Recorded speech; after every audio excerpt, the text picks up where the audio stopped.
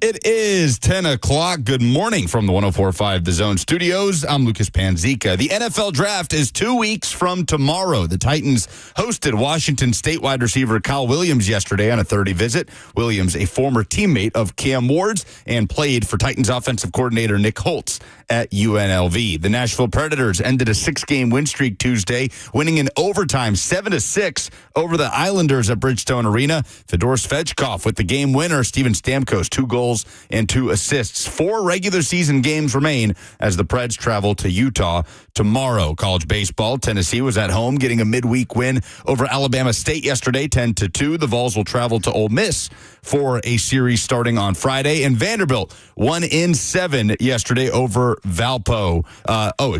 Vanderbilt winning over Dayton yesterday, 9-2. They will travel to Oklahoma for a series this weekend. For all your foundation repairs and waterproofing needs, visit USSTN.com. Breaking news at once on your home for the Titans and Vols. This is 104.5 The Zone.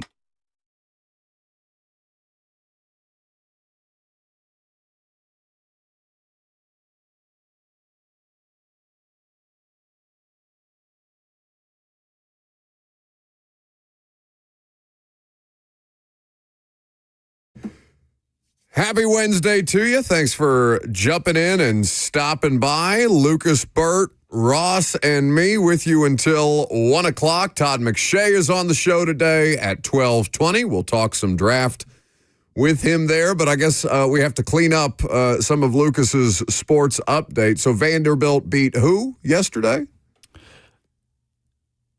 You know what? No. I'm not even going to give you the satisfaction. I already said who they beat. That's not the only mistake that you made. Don't worry. I already said who they beat. We can. And the Preds ended a 6-game winning streak by winning. Did I say winning streak? You sure did. Oh, my eggs are scrambled. It's finally happened. Probably because people are calling you at 9:59 when they know that the radio show starts at 10 a.m. when they, theoretically work in this building. It's not like we're doing anything. That's my fault. I'm sorry, Lucas. It's been a fun ride, everybody. My brain has crept out. It's over. Brain, ankle, we gotta get you a whole new self at this point in time. Steelers trying to get a whole new quarterback situation at this point in time, and they're kind of waiting in the wind. Aaron Rodgers. So is the Pat McAfee live show tonight? That's confirmed in Pittsburgh at PPG Paints Arena? Yes, they're, what is it called? Their big night out. I refuse to do it the way that they say it or spell it. Why? But yes, they're doing their live show tonight. Aaron Rodgers is not scheduled or expected to be there, but, the Pat McAfee show, which oftentimes has Aaron Rodgers on, is doing a live show in Pittsburgh tonight while all eyes are on Aaron Rodgers and the Pittsburgh Steelers, potentially to announce a deal before the draft, which is in 15 days. And the reporting right now from Mark Caboli, who famously was asleep at owners' meetings next to Mike Tomlin, but also is a good Pittsburgh Steelers reporter, said that he does not expect an appearance, or at least a scheduled appearance, by Aaron Rodgers at this performance tonight, but that he does expect a deal done with Aaron Rodgers, or at least Aaron Rodgers to sign somewhere prior to the NFL draft taking place, which would make sense if you're Rodgers, because if you wait until after the draft, well, they may not want you anymore, and they may draft Jalen Milroe or Shedeur Sanders or Jackson Dart and move forward with Mason Rudolph and a rookie. I mean, it feels very wink, nod between Rodgers and the Steelers. Everybody knows what we're doing here. Their owner was talking about Aaron Rodgers out loud at owners' meetings. Right, like he's working out with DK Metcalf. I don't think all of these things are just coincidences. Now, Aaron Rodgers is the wild card in all of this. So if it's not official, it's not official, but it feels right on the cusp of official. So we have talked about this before. Lucas thinks that Aaron Rodgers was better last year than I give him credit for, or that some people give him credit for. And there's reasons to believe that Aaron Rodgers, throughout the course of that season, did improve, even though he was still substandard for his own level of play that we come to expect, or that we have come to expect from Aaron Rodgers. It's been a long enough time since we've seen Aaron Rodgers look like the reason that he's one of the best throwers of the football that we've ever seen that it's completely fair to question whether he will ever get back or get even reasonably close to back to that kind of play, and to bring to the table for a Steelers team that's very much trying to figure out how not to get drowned out in their own division, because they play in arguably, the NFC North and the AFC North are the two toughest divisions in football. at least recently, with the NFC North, the Lions, the Bears, the Packers, and who am I missing in that division? The Vikings. Yeah. And, of course, we know the AFC North. We know the rivalries. We know the hatred. We know the physicality. We know the conditions that they play in. Those are the two toughest divisions in football right now. Aaron Rodgers, what's the win total for Pittsburgh without Aaron Rodgers? I mean, are we talking about Pittsburgh with Mason Rudolph starting, or Pittsburgh with Shedeur Sanders, with Jackson Dart starting? I don't think it changes that much no matter who the quarterback is. I mean, I think there's a pretty big difference between Aaron Rodgers and Mason Rudolph starting for the Pittsburgh Steelers. I don't think that's a very bold thing. I don't think it's a big it's a big difference. I would for sure acknowledge that there's a difference, but I don't think it's a big difference. We don't have to go all the way over to that side of the extreme. I'm not going to an extreme there. I just think he's washed. I think he's done. I think it's over. I think that you think Rodgers is on the level of Mason Rudolph now as a starting quarterback. I said that he is better than Mason Rudolph, but I don't think that it's a lot better. There is no indication that it is. I watched Aaron Rodgers. If he comes out this year and he looks closer to the form that we expect, then I am willing to reopen that conversation. Lucas, it's been 2 years. The Aaron Rodgers of last year was much better than Mason Rudolph. Much better than Mason Rudolph. And however much you want to attribute that to the Titans, Mason Rudolph has played, has held the Steelers' offense head above water as the Pittsburgh Steelers starting quarterback when needed before. So maybe he recaptures some of that in Pittsburgh. But to say that it doesn't dramatically change their win total. What do you think the Steelers' win total is with Mason Rudolph? Oh. He's the only, they've got him, and they've got, what's the Dolphins quarterback that played in a playoff game for there? Skylar Thompson? Matt Moore. Oh, maybe not. Maybe you're right. Matt Moore's done. Skylar Thompson, I think, is on the Steelers roster right now.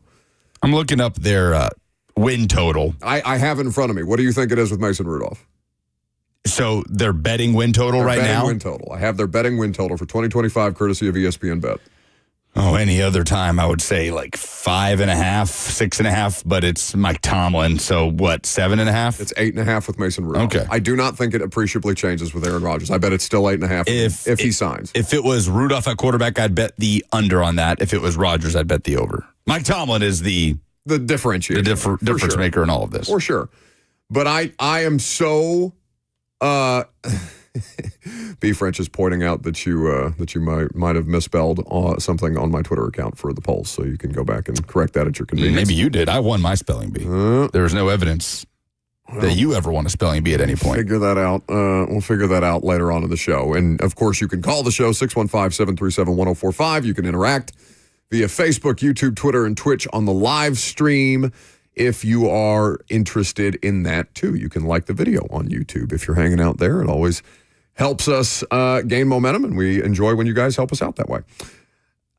There is not going to be an appreciable difference in how I view the Pittsburgh Steelers if Aaron Rodgers is starting at quarterback or not. And I completely understand why you think that's ridiculous, and I don't understand why you're trying to assign a greater value of play to Aaron Rodgers right now than he deserves. Oh, no, I'm not trying to do that. I'm trying to assign a greater value of Aaron Rodgers as a starting quarterback than Mason Rudolph as a starting quarterback. That's what I'm doing. Again, I bet Vegas doesn't think it's that big a difference to move their win total. And you can assign Mike Tomlin voodoo to that if you want. But at a certain point, the quarterback, if you're talking about a future Hall of Famer, should impact the line or the win total that way, and I would not expect it to dramatically. So there's a couple of different things about the Aaron Rodgers Steelers transaction that do make sense because he is their best available option. Even to draft, for 2025, he is their best available option. I would not consider a rookie quarterback, a rookie Shedeur or Dart or Milroe or whomever they might consider if they're considering that player at 21, if they're considering trading back, depending on how the quarterback draft falls. There is nothing to me that indicates that there is a better option for the Pittsburgh Steelers this coming season in the immediate than Aaron Rodgers. Is he just holding out hope that Minnesota doesn't like what they see from J.J. McCarthy in voluntary work or, theoretically into training camp? If they expect a deal done before the draft, then I guess Aaron Rodgers is just going to have to kind of settle for what's out there for him because what's out there really is the Steelers or nothing unless he wants to go to the Giants. The Steelers or retire, it feels like.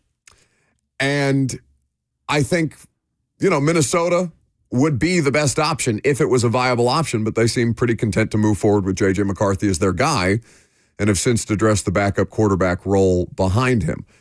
I don't think that Aaron Rodgers is going to want to sit behind J.J. McCarthy, and nor do I think that Minnesota wants to just let J.J. McCarthy rot on the bench for any amount of time, any real amount of time, right? Half a season, a quarter of a season, or something like that, to kind of bend to the will of Aaron Rodgers as your starting quarterback. They saw him last year, right? Didn't they play the London game? Rodgers played in London against the Vikings. Yep.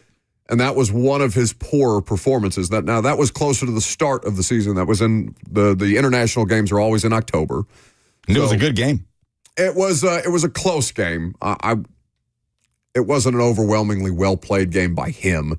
In particular, Minnesota had him in knots. The defense did. He threw 3 picks. Darnold wasn't great that day either. Yeah, so I would not. It was a close game. It was not a great game, but I think that there's a couple of different things. Like Minnesota got a look at him up close and personal, and the film is available for everybody to watch. So Pittsburgh will fully understand what they're taking in too. I wonder how Arthur Smith feels about that situation, because doesn't that make him disposable in Pittsburgh? If you're ceding the floor to Aaron Rodgers, who basically comes in to run his own offense, is Art going to be okay with that? Is Mike Tomlin care? Is Aaron Rodgers so great at this point in time that it is worth sacrificing some of the stuff that you're going to have to sacrifice to make him work? I would argue no, even though he is still their best option in 2025. So it's a fascinating thing. We'll see if McAfee actually, does anything or pulls any tricks tonight with Aaron Rodgers. I would imagine that he's trying to keep things pretty much on the rails after that whole lawsuit situation that he and other sports media personalities are now embroiled with the Mary Kate Cornett situation out of Ole Miss. If you don't know what I'm talking about, the resources are there for you to research and read about that ongoing situation that it just kind of makes you sad. But anyway, we are going to get into draft stuff with Todd McShay at 12:20 today. We're also going to talk about teams with new coaches around the NFL and who we think is in the best situation now that some of the dust has started to settle pre-draft. I'm Buck Rising. It's 104.5 The Zone.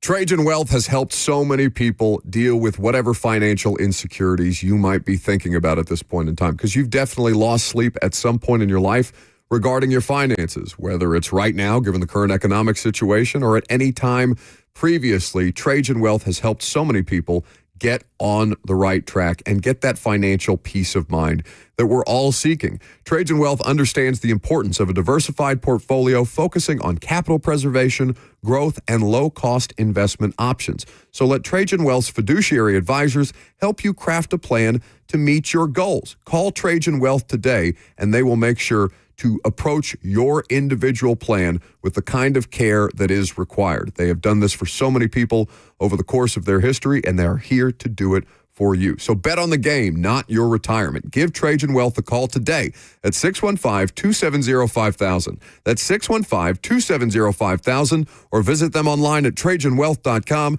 Advisory services offered through Trajan Wealth, LLC, an SEC-registered investment advisor. This is a paid advertisement.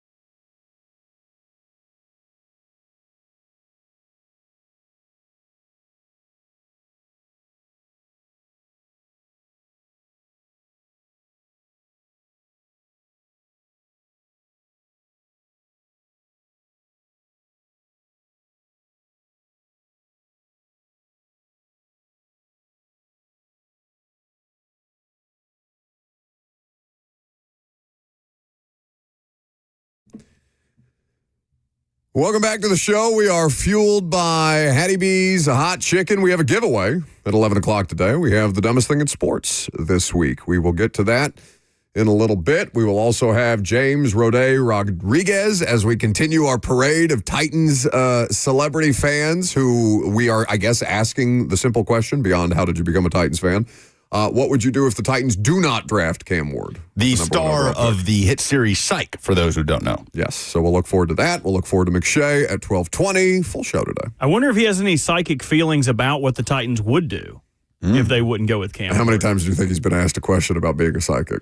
Or if you see him in a game, it's like, hey, dude, give me the final score real quick. I'm trying to make a bet. We'd probably be the first. Yeah, I'm sure. God knows we're trailblazers around here. What is the giveaway at 11 o'clock for people to call at 11 o'clock with their dumbest thing in sports this week? Not yet. Not yet. If you call now, I will remember your phone number, and you'll never win anything at this station ever again. We got Chris DiStefano tickets at the Ryman to go see him tell some funny jokes. Lucas, what is the proper pronunciation of that person's name? I don't know how he pronounces it, Stefano. but I think it would be Di Stefano. But he might call it, he might say Di Stefano. I'm not positive. Funny man, though. Okay. Funny I like man. the way Lucas says things. Where he puts the accent on it? Well, it's like anytime we always like kind of not share recipes like some blue-haired old ladies, but like he'll always be like, "Oh man, I made this last night. I made this pasta mela la mula." And I'm like, "Oh, dude, that sounds is just fantastic." so offensive what you've done. I don't know how to say what he's saying. No, I know it. But so It's like Luke, he keeps talking about this pork jaw he wants to go buy from Little House. guanciale. No, you say it, Luke. I can't say anymore. I'm going to get in trouble. Guanciale. It's not Yeah, like, that's exactly how I would have said it, but it's offensive if I say it that it's not way. offensive. Nah, You're just it's saying the offensive word. with your accent. It's definitely offensive. Yeah, I mean, he's not doing a Peter Griffin like bobbity boopy. That's kind of what he did. No, it's not. I'm sorry. I apologize to all Italian Americans who listened and were offended. I sincerely apologize. Anti-Italian discrimination. You can call up here and make fun of my redneck ass. Quickly, do you call it Columbus Day or do you call it Indigenous Peoples Day? I don't know. I don't even know when it is, dude. I don't even know when it is. I also have no concept of when Columbus Day is. Are we supposed to call it Indigenous People Day? I feel like that's what the right answer is. I don't know. I don't say it. I don't you celebrate. tell me, Robert Lee Walsh. Stop it, dude. I didn't pick my name. I feel like, what are we supposed to do that day? All of us get little rowboats and come out and push up on Plymouth Rock or something? How do you celebrate Columbus Day? You take the day off work. The idea of Columbus landing on Plymouth Rock Oh, did he not? in 1620. Oh, was that the Pilgrims? That was the Pilgrims. That was the Mayflower. Wasn't he a pilgrim? A Quaker? I guess he was a pilgrim of sorts. Let's talk football before we expose ourselves any further to how stupid we are if the audience didn't already realize that. The day Christopher Columbus gave the Gettysburg Address. 4 scores and 7 years ago. 4 oars and Yes. probably more than that. You're so lucky It was that a big boat. that you're out of range of striking distance. All right. How many teams have new coaches in the NFL this year? Can you name them, Lucas? Go. Raiders, Patriots, Saints, Jets, Jaguars, Cowboys, Bears. Nailed it. 7. 7 teams with new head coaches. You look at a list? No, I don't totally have it written down in front of me. He didn't just tell me. He has it written down. I actually I'm do just show trying prep. to do one serious segment. One serious segment. Yeah, show prep. Okay. All right. So it's Kellen Moore in New Orleans. It's Brian Schottenheimer with the Cowboys, Nashville local. Pete Carroll in Vegas. Liam Cohen, Duval with the Jags. You've got Aaron Glenn in New York. Mike Vrabel back home with the Patriots. And Ben Johnson coaching the Chicago Bears this year. It does feel a bit disingenuous, as one of the commenters on YouTube, Ann Herndon, points out, to call Pete Carroll a new head coach. But he is a very established head coach in a new spot. It's like Jim Harbaugh or Gruden or any of these other guys who have been, in different places, and you associate them with one franchise, but now they're in another place. So you have that list of 7. Of the 7 teams that we have listed here, how many of them made the postseason last year? Oh, last year, none of them? Correct. None of them made the playoffs. Which makes sense. That's why their coaches were fired. Yes. The Titans obviously did not make the postseason either. They did not choose to fire their coach. They fired their general manager. We will see what becomes of Brian Callahan in 2025.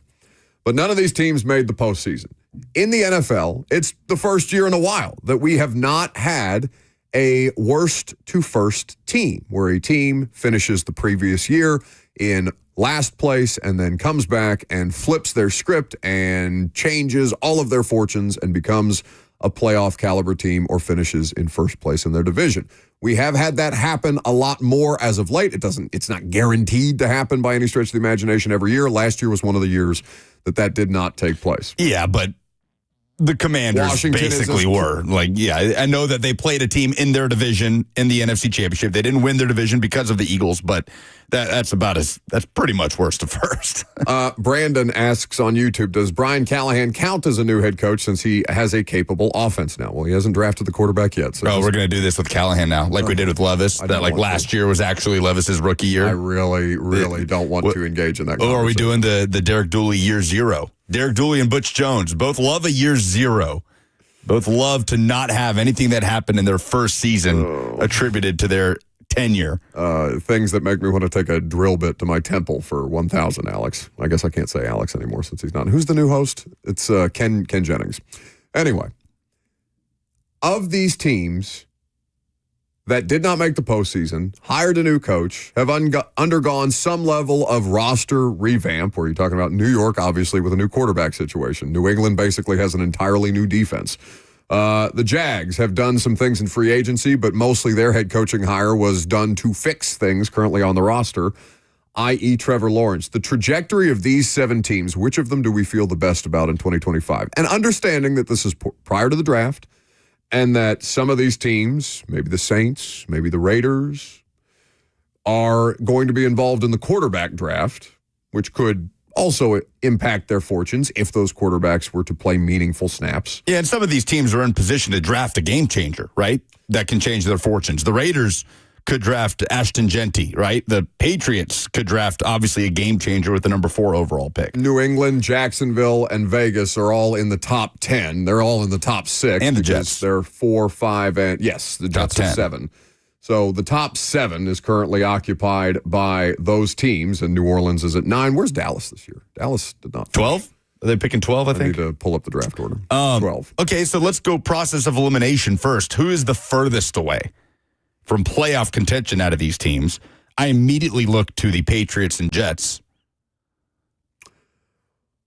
See, I think it's the Saints.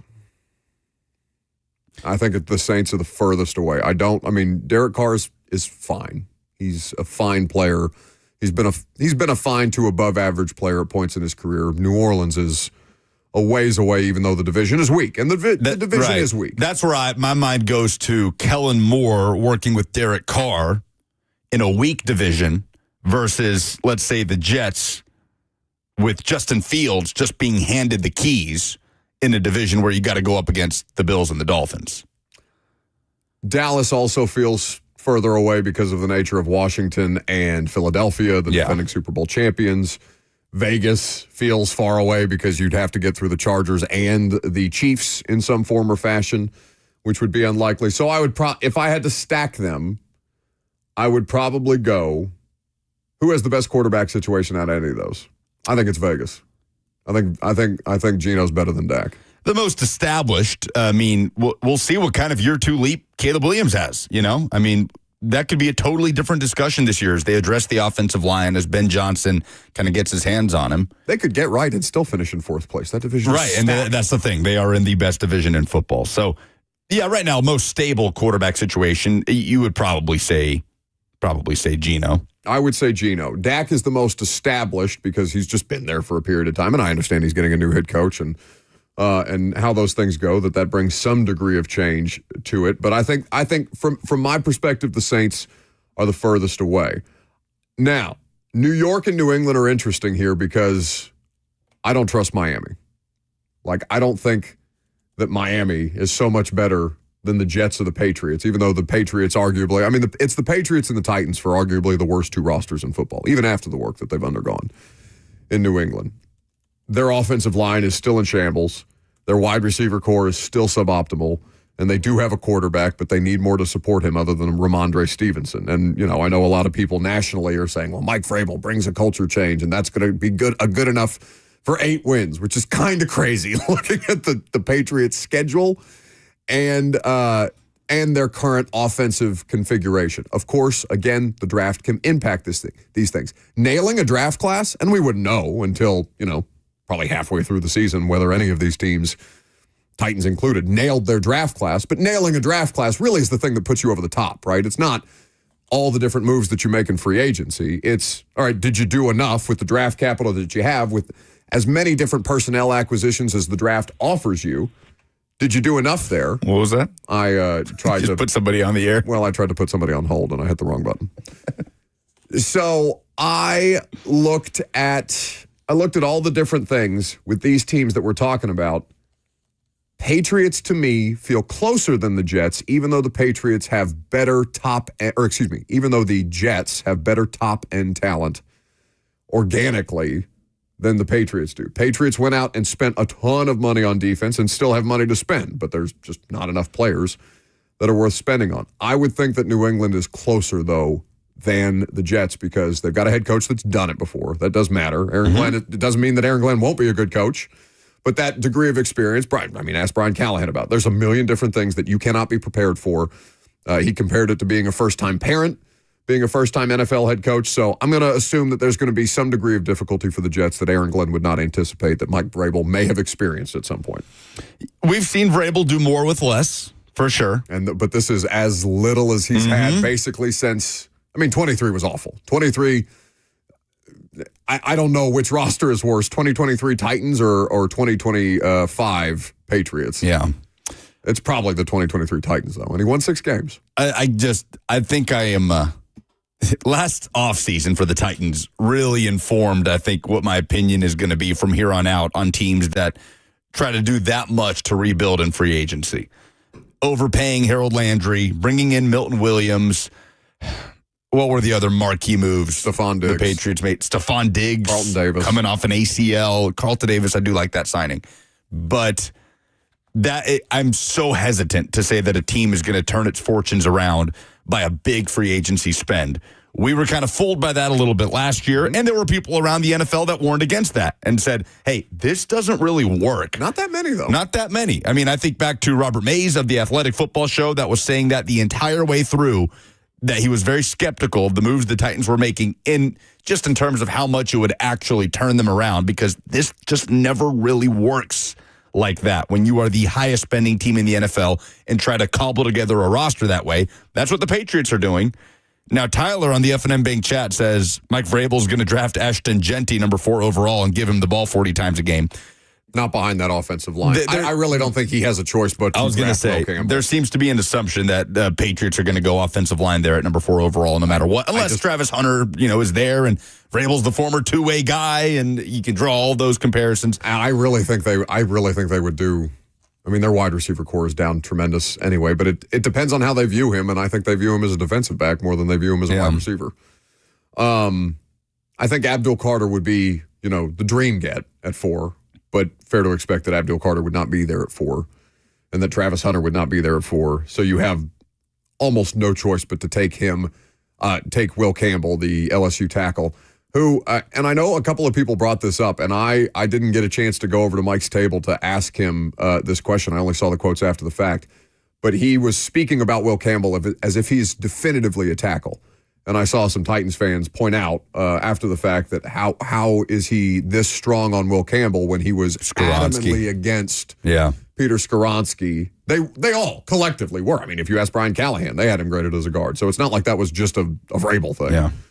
But it's an interesting comparison because, they're both incredibly skilled and adept college tackles with questions about what position they might be best suited for at the next level. Now, maybe it's because they have no choice but to play Will Campbell at tackle, should they draft him there. And then potentially they could move him inside after a while when they get better options at tackle or have more wiggle room at the position. I don't know what the strategy might be. But he was pretty adamant in the quotes that I read coming out of owners' meetings about Will Campbell being a tackle there. Feels more and more like Travis Hunter is going to be the number 2 pick to Cleveland. It does. Just with how glowingly they talk about him. I think there at this point is more of a consensus that he is the number one overall prospect in this draft with some of the health concerns around Abdul Carter. And we feel like the Titans are going to take a quarterback number one. So for Cleveland, it might be too tough to pass up the opportunity to draft the best player in the draft with the number 2 pick. And then what happens with Shedeur Sanders will be fascinating. But, okay, so are we saying that we're saying Vegas? If we're saying Vegas has the most stable quarterback situation before, gathering more information, before knowing if Caleb Williams is going to take a big year 2 leap of all the teams with first-year head coaches, are we to say Vegas is the closest team to playoff contention? No, I think it's Jacksonville. I think it's Liam Cohen getting Trevor Lawrence right. I think if he can do it with Baker Mayfield and less talented players, I think in a terrible division, I mean, the AFC South is going to be, again, among the worst divisions in sports. Yeah. The Texans will be at the top, and we understand this. It's a crapshoot at 2, though Jacksonville feels like the most ready to go there, don't they? Indianapolis has to figure out what the hell is going on at their quarterback situation, and Tennessee has to draft a quarterback before you can even start to have a conversation. Again, I think that Tennessee could do all these things this offseason, get as right as humanly possible, and still finish in 4th place for a third straight year. Yeah, Texans are rebuilding the offensive line, breaking in a new offensive coordinator, but they'll still probably be favorites in the division in 2025. So Jacksonville, to me, feels like the closest because of the degree of difficulty of the division or lack thereof. Every other team that we've talked about, even New Orleans, I would argue, is in a more competitive top-to-bottom division than Tennessee and Jacksonville. Yeah, with Atlanta in there, I am very curious at what happens in Tampa with Liam Cohen out of the picture. Now, I know Baker had success prior to Liam Cohen arriving there, but now Baker's starting to cycle through these guys, right? He cycled through Dave Canales and now Liam Cohen. And so Baker's trying to sort of maintain that level while having that much turnover, which is something we talk about all the time with Will Levis. So it's a credit to Baker that he's gone back-to-back career years with 2 different guys in his ear, essentially. Now he's doing it for a 3rd straight year. But the Falcons are sitting right there with the big question about Michael Penix. New Orleans is in a tough spot, though. You don't love the situation they're in roster-wise. We'll see what they do with the number 9 overall pick. That's one of the more intriguing points in this draft, isn't it? New Orleans at number 9. The possibility. Depending what's there, for sure. That feels like a safety net for Shedeur Sanders is the number 9 overall pick for him not to plummet out of the top 10. And if that safety net is cut by the Saints who say, no, we're going to take the best available here. I mean, Shedeur could go 21, 26. I wonder how fragile a place Houston is in right now. Because they don't seem terribly vulnerable because, again, they're being chased. They are not chasing anybody at this point in time. But it would be, I mean, just for them to kind of coast the way that they did last year. And their schedule got infinitely harder, and their offensive line situation got infinitely worse. And there's so many different reasons why C.J. Stroud took a step back that way. If Houston wins the division for a 3rd straight year, I wonder if anybody is even pushing them, if Jacksonville is even remotely close to pushing them, because they do feel like the closest in the AFC South to pushing Houston right now. And that's just by nature of their roster construction.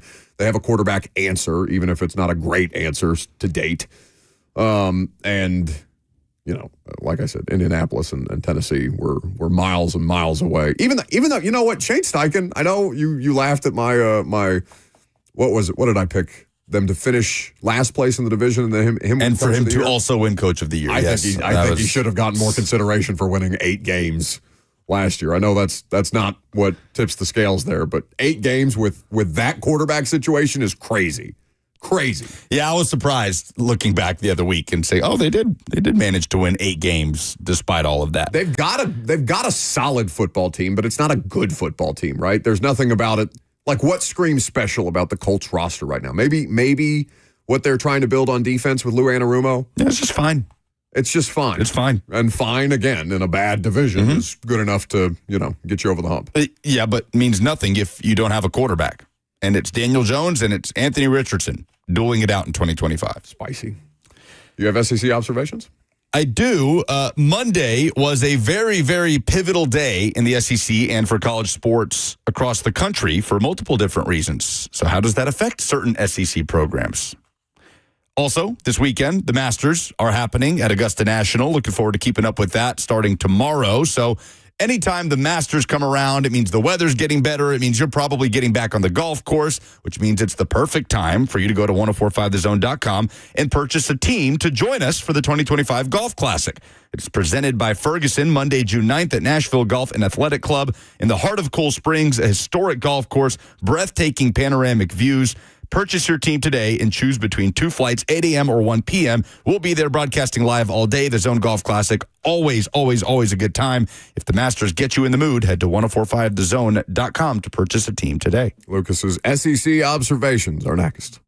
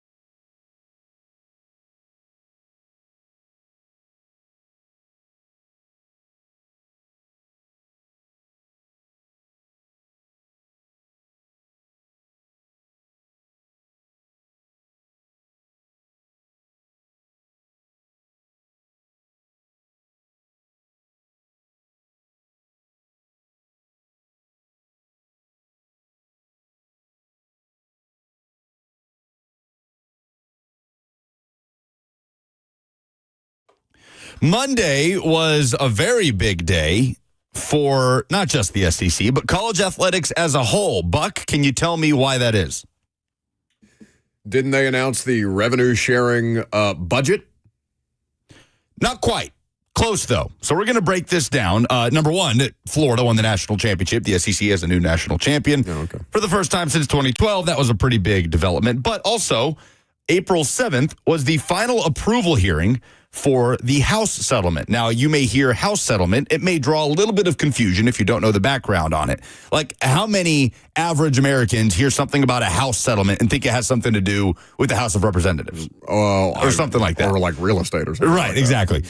So it is named after lead plaintiff Grant House, an Arizona State swimmer that has kind of become the face of this lawsuit, this antitrust lawsuit, of which there are multiple, against the NCAA, saying that college athletes are entitled to a share of TV revenue.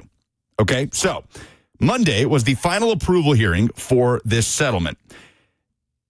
All in all, the NCAA is trying to settle out of this because they have agreed to pay approximately $2.8 billion in damages to past and current athletes. In exchange, the NCAA is saying they will get to police how much each school can spend on athlete compensation. And we've talked about this figure a lot. It is about $20.5 million per school. Okay. Now, this settlement, if approved, will be a 10-year deal. So that number, $20.5 million per school to distribute to its student athletes however it wants to, would increase annually during this 10-year lifespan of this deal. All right. Back to April 7th. Claudia Wilkin is the judge overseeing this. She declined to provide final approval of this deal. But she said it's a good settlement. I thought it was funny. She said after that, don't quote me on that. And she has been quoted on that in every single piece of journalism about this situation. But she did say, and I quote, it's a good settlement. She has asked lawyers on both sides, this is straight from ESPN, quote, to rethink one provision that would place a limit on how many athletes could be on a school's roster for each sport, and to provide more details on how future athletes could object to terms of the deals once they enroll in college. So basically, if the settlement was approved as is on Monday, scholarship limits would go away. And the NCAA has proposed to limit the number of players that each team can keep on its roster. In other words, goodbye walk-ons. No scholarship limits, but we're going to cap how many people you can have on your football team. So if you're how many walk-ons does the average college football program have? Oh man, it varies so much. You're talking about over 100 players on a roster, right? I mean 85 scholarship players. So the rest are walk-ons. So you're talking about, 20 or so 15 walk-ons.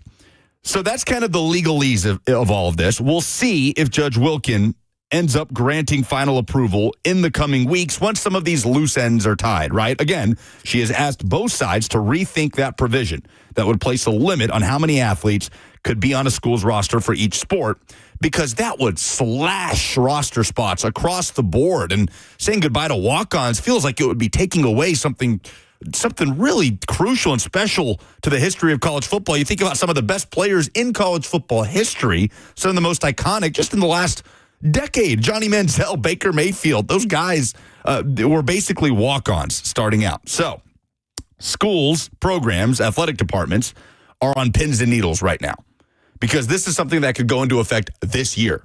Well, then wouldn't, and you tell me if I'm wrong about this, but just based on what you're saying, the deadline for the settlement, wouldn't that then allow collectives a window to potentially try and land one more big fish before... Yes. Ooh, exactly. Spicy. So obviously this has a huge effect on how schools will build their rosters. Here's the thing. If this settlement is approved, if these loose ends that Judge Wilkin is asking to get tied up, and she puts her stamp of approval on this, and we officially have essentially a cap. We have revenue sharing and a salary cap in college athletics. Name, image, and likeness will still be a thing. You can still make NIL money, but, and this is straight from ESPN's reporting, it says the clock is ticking for NIL collectives to make one more big spend on player acquisition and retention before they enter the new world where all third-party NIL deals exceeding $600 must be reported. Love that. And must be, quote, fair market value for legitimate business purposes to not count toward the rev share cap.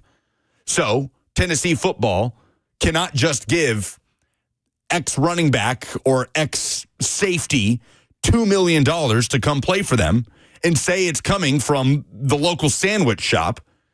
This would actually be policed. Yeah. There would have to be some sort of market value. Now, isn't that a good thing, though?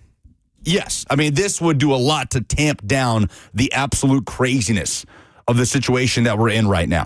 And there still would be so much work to be done, right? Like we talked about the possibility of buyouts. If a player is recruited and developed by, we're talking about Cam Ward a lot, Incarnate Word, and Cam Ward, who went from Incarnate Word to Washington State after lighting it up at the FCS level, Incarnate Word gets nothing for that, right? On a larger scale, Jordan Addison, the Biletnikoff winner with Pitt, transferred to USC for a huge NIL deal.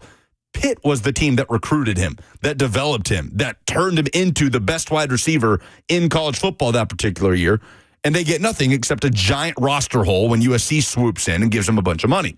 So that is still something that should be discussed down the road. There's still a ways to go, right? The post-spring practice portal, just the general timeline of things right now where you can lose players to the portal in the middle of a championship run during the college football playoff. It's craziness. By the way, the college football playoff released its schedule for 2026. It's almost the exact same, where it's the first round, and then about 11 days later, there's games on New Year's Eve and New Year's Day, and then the national championship. So still kind of scattered after the regular season, which there could be changes made to that too. There's so much work to be done across college sports. But the crux of this is, if this settlement ends up getting approved, which we thought it might on Monday, it didn't, but the judge is saying, I like it. You just got to work on a couple things. If it gets approved, we officially have revenue sharing and a salary cap in college sports. And it doesn't mean that because you've maxed out your salary cap that you can just go crazy with NIL pay for play, because there will be a system in place to mitigate that too, to police that as well. So my first question, and maybe this was covered in the reporting that you're citing from ESPN. I haven't read the article that you're talking about here. But my first question regarding that is, all right, the enforcement. How real is it? Like, how strident is that level of enforcement going to be? Is it going to be consistent year over year? Are they going to come out of the gates and institute, for lack of a better term, a hard cap that way, or in a couple of years, are we going to start talking about Alabama and Oklahoma or whomever else at the Power 4 level spending into a theoretical luxury tax the way that you have in the NBA or Major League Baseball, where all this stuff is fully guaranteed? To your point, lots of questions to be answered on that front. But if I was an athletic director or a college football head coach or a college basketball head coach or something to that effect, my first question would be, all right, but how strict is this about to be? Like, is there any room for interpretation with the governing body here, with the policing outfit here, or are we going to be held to task? Well, this is, in the way I read it, the NCAA's attempt at still being the governing body in all of this.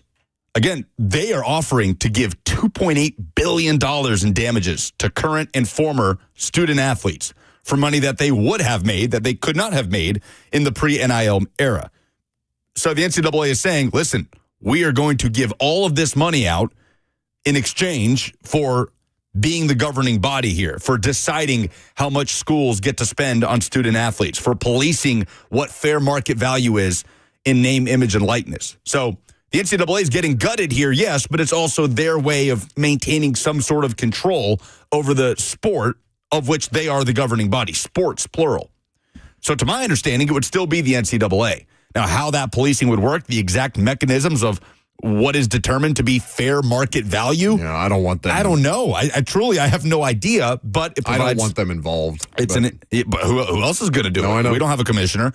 But if you've already got people like Mike Gundy saying, well, what are they going to do if I decide to have spring practice against somebody else? It's a big step, but it's just another step in a long staircase. Like, we've got a ways to go.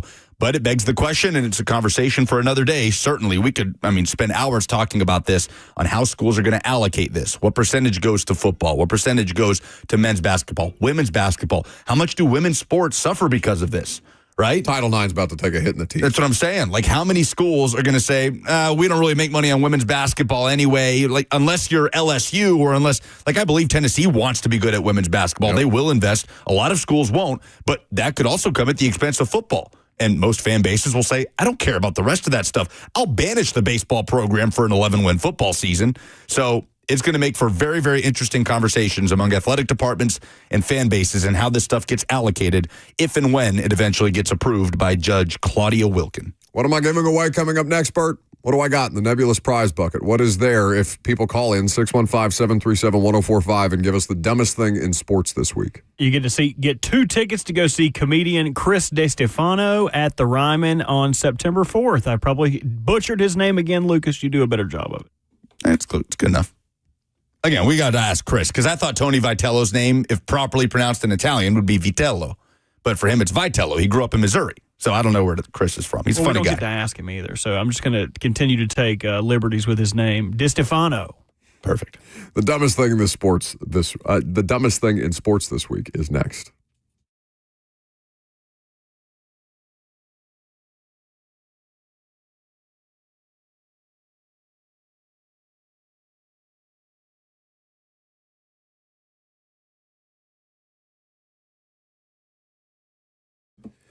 The Tennessee Men's Clinic is such a valuable resource for so many guys over the course of the last decade plus that they've been in business, because certainly guys of certain ages, once your body starts to change as you get up there in age, you may experience things like ED, which is natural, not something to freak out about, but it is something that you can get the proper treatment path for, or something that you could go sideways on if you don't get the proper treatment for yourself, specific to your own body and your needs. That's what the Tennessee Men's Clinic specializes in. Men's sexual health issues. It's all they do. It makes them the experts in the field, and they have access to multiple protocols and options to treat ED based on your specific needs and what's going on in your body. So don't trust your health to an online pharmacy, and don't feel like you're out of options. Understand all the options available to you when you visit the Tennessee Men's Clinic, because their protocols are patient-centered and customized to your needs. They have treatments for everything from low testosterone, ED, treatments that increase size, stamina, and everything else in between. The bottom line is no one has more expertise and experience in successfully treating men's sexual health issues than the Tennessee Men's Clinic. So call them today at 615-208-9090. That's 615-208-9090, or schedule an appointment online at TennesseeMen'sClinic.com.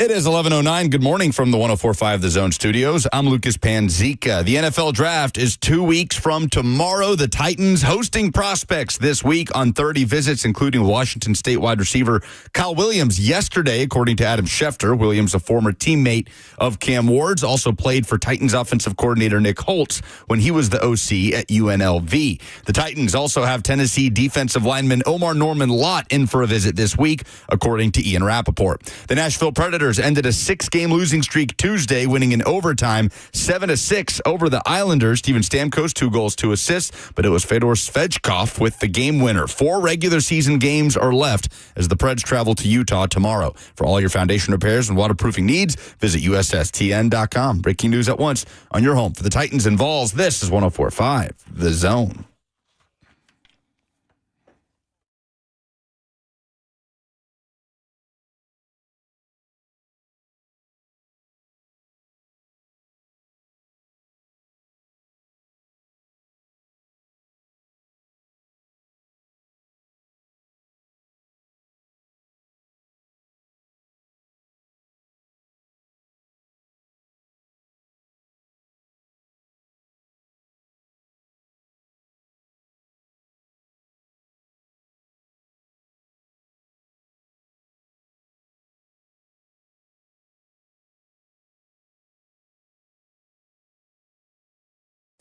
It is indeed, and it is for the opportunity to win 2 tickets to Chris, what's his name? You say it. You've made me say it incorrectly 4 times now. You've heard me say DiStefano incorrectly. I think that's fine. DiStefano.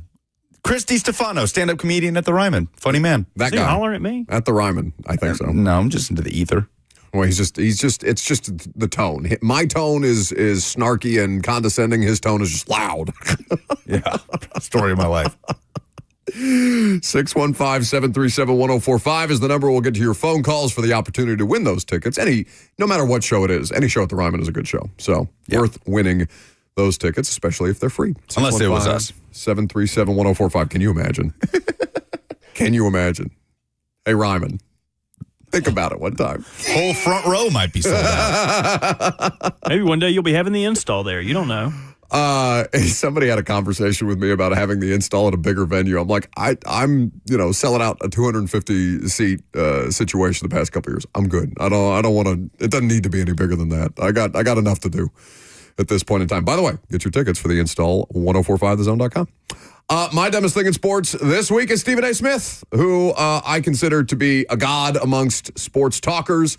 But when it comes to the political sphere, I don't want anything to do with. Now, I understand that we are currently in the business of electing reality television stars to be our commander-in-chief, and that is one thing that, has happened twice. But Stephen A., while he may be the next best thing to reality television star, former reality television star Donald Trump, and he may, have a lot of the similar characteristics that make people gravitate towards him the way that people gravitate towards Trump. I am not interested in Stephen A. Smith's presidential campaign. If that's the best that either party can do in that particular cycle, I think that we are lost as a country. He tweeted the other day, time to stop messing around. Life is great, especially at ESPN/Disney. Hate the thought of being a politician. Oh, yeah, I'm sure. I add parenthetically. Yeah, I bet. But sick of this mess. So I'm officially leaving all doors open. Oh, it feels like he's setting up for a nice little catchphrase. Get your brooms. It's a mess. Thank you. You know what I'm talking about. You never know movie references. I would love to hear him break down his political opponents the same way he undressed Kwame Brown. The brother can't shoot. He doesn't care about our infrastructure. Like, I would love to hear him dress somebody down like He's that. going to turn the presidential debate into a LeBron versus Michael thing. Well, that leads... Which, is basically what they are now. I guess it's not that much. They're It wasn't even at Kobe Bryant's funeral. He would sling the mud, man. Yeah, he did. LeBron was definitely at Kobe's funeral. Stephen A. got that loud. Yeah, Stephen A's had to walk that back. If they can turn Alexander Ovechkin breaking Wayne Gretzky's goals record into an NBA discussion about LeBron James, they can turn a debate topic about the economy into a LeBron NBA discussion. And there's a part of me that wants to see that happen, and also a part of me that just wants to live on another Yeah, planet. but that's how I felt about this. Nothing matters. All right, do what you want. Let's see what happens. Let's have some fun here. And then, things happen and you look around and you're like, oh, what happened to my 401k? Not so fast, my friend. Lee Corso might as well run for president based on the age of presidential candidates that we are finding sufficient to be the most important leader in the free world. Corso against Stephen A. in a presidential debate. I mean, it's all What's just... the sign Lamar Odom? Who was on crack? Speaking of the NBA, my dumbest thing in sports has to be the Denver Nuggets firing, as we know, head coach Michael Malone and general manager Calvin Booth with 3 games to go in the regular season as the Nuggets are the 4th seed on the day it happened in the West. And they had their struggles as of late. Michael Malone had some comments, had kind of called out some players in press conferences as of late. And it sounds like there had been some turmoil. NBA reporter Kevin O'Connor saying that Booth and Malone never liked each other. They rarely spoke and apparently talked behind each other's backs. And Nuggets ownership decided to fire both with 3 games to go. So if it was a bad situation behind the scenes yesterday when they made the move, I would assume it's been a bad situation behind the scenes for weeks and months at this point. So to decide to swoop in and make the move, 3 games to go in the regular season seems insane to me for a regime that won a championship 2 years ago and still boasts arguably the best player in the sport, and you would think would be a massive threat in the NBA playoffs in the Western Conference. Not that I follow it on a day-to-day basis. I don't know how people are feeling about the Nuggets or how they were feeling about their championship hopes before this move was made, but it just seems so counterintuitive to making any sort of run, unless this just is a big weight lifted for players and the interim slides in and they go on this crazy run. Feels unlikely. Don't bet on the Nuggets to win the NBA championship. I saw a tweet. Do you know who Theo Ash is? No. He's a very adept NFL. He's a TikTok film evaluator. Well, yeah, he's the next gen. No, he's a next gen film analyst. He's doing it on TikTok as opposed to doing it on Twitter. So Theo Ash tweeted yesterday, why are major playoff teams, major playoff franchises and things like that being run like the Carolina Panthers? And it's a great question. I don't know what these NBA franchises are doing. I don't know why the Grizzlies fired Taylor Jenkins when they did. I don't know why the Nuggets are firing Mike Malone when they did. It doesn't seem to make sense because, again, you're usually getting an assistant that worked for that fired head coach, and that assistant is not going to change up the entire scheme. Like, just wait like a month after you get Literally bounced. a month. Just see if something happens in the playoffs and then do it. So stupid. The Grizzlies have been on a slide since they fired Jenkins. Similar to Will Bowling, they couldn't wait to get into their Post Malone era. I don't get that joke. Will loves Post Malone. The good Post Malone or the terrible country grifter Post Malone? The new one. I think he likes both. My dumbest it's a lovely thing, voice, by the way. I don't know. My dumbest thing in sports, you guys know I love animals, I love science, but I don't love people playing God. Have you guys seen about the Don't laugh at your own joke. I was laughing at Lucas laughing at my joke. It's worse. Scientists have brought back the illustrious dire wolf. It was a long, distinct relative of the wolf. And it's an animal that hasn't existed for some 13,000 years. The dire wolf, made famous on the television series Game of Thrones. But the long extinct species now making global headlines for a new reason. A Dallas-based biotech company saying they've resurrected the giant Ice Age wolf, essentially bringing it back to life through a process called de-extinction. Colossal is the world's first de-extinction company, and our goal is to make extinction a thing of the past. Colossal says they've genetically engineered 3 wolves that they say resemble the dire wolves. The company sharing these videos showing the animals howling as cubs and here sleeping and running in their habitat at an undisclosed secure location in the U.S. What?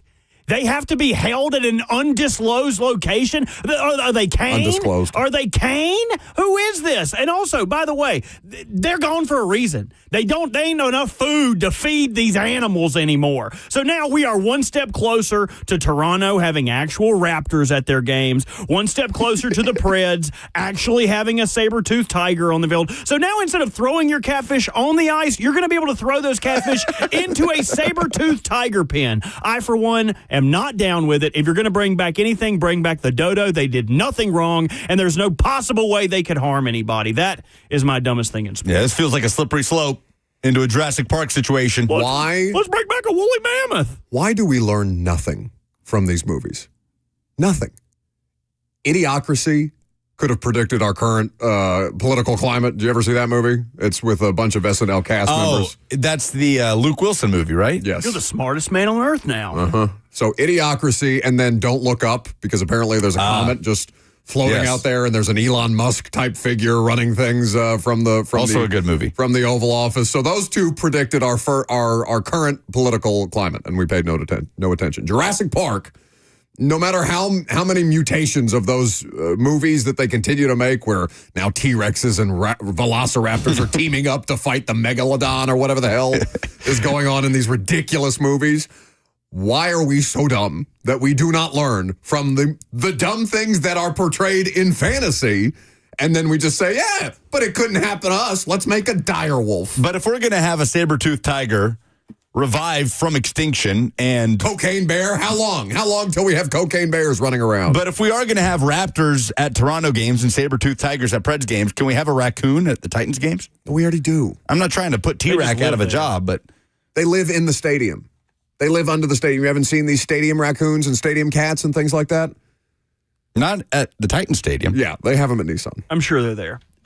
While we're doing this, let's just go ahead and make cow-sized chickens and chicken-sized cows. Go ahead and mix it up. I would love You think that would lower or raise the price of eggs if the eggs were giant? If you just got one, You could sustain a family for an entire year off one giant chicken egg. God, how would you hard boil it? You'd have to get a above ground swimming pool. I just got rid of mine. That thing was hardly classified as a swimming pool. We'll get to your calls for the dumbest thing in sports this week next.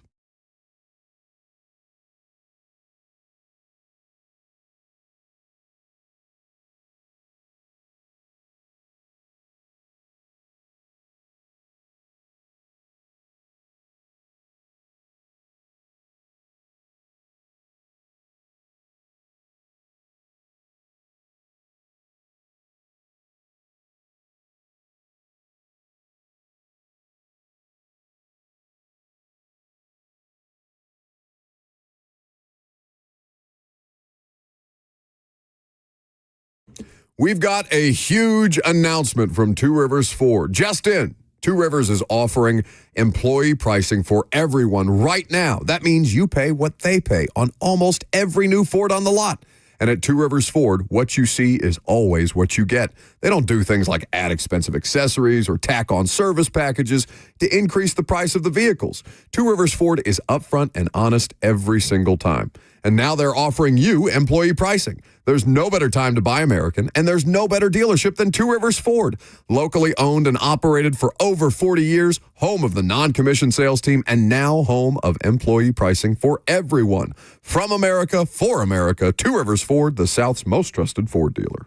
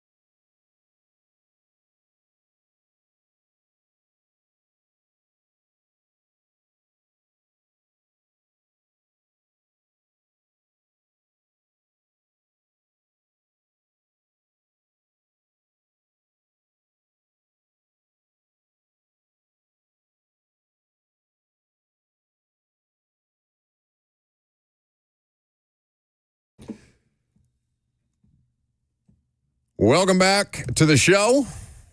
I don't know if Hank Williams is bringing back the dinosaurs or if, what's the name of this company? Colossal?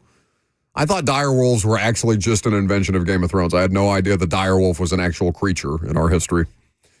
Colossal sounds like a company in a movie that is reviving extinct, dangerous animals. Yeah, and I'm sure there's somebody at the top of the, no pun intended, top of the food chain there that's making terrible decisions. Dixie, your old pal, quotes Jurassic Park in the comment section on YouTube. He says, your scientists were so preoccupied with whether or not they didn't stop to think if they should. Jeff Goldblum, great quote. God creates dinosaurs, God destroys dinosaurs, God creates man, man destroys God. We're almost there, kids. And then the asteroid destroys us all in like 2032 or whenever it's supposed to hit us. However that goes. 615-737-1045 is the number if you want to chime in for the dumbest thing in sports this week for the opportunity to win tickets to Chris DiStefano's show at the Ryman. DiStefano. Okay, very good. What? Whatever. Dadgummit. That guy. I'm sure he's a lovely man and very funny. So if you want to go to the comedy show at the Ryman, always good to see a show at the Ryman, especially for free.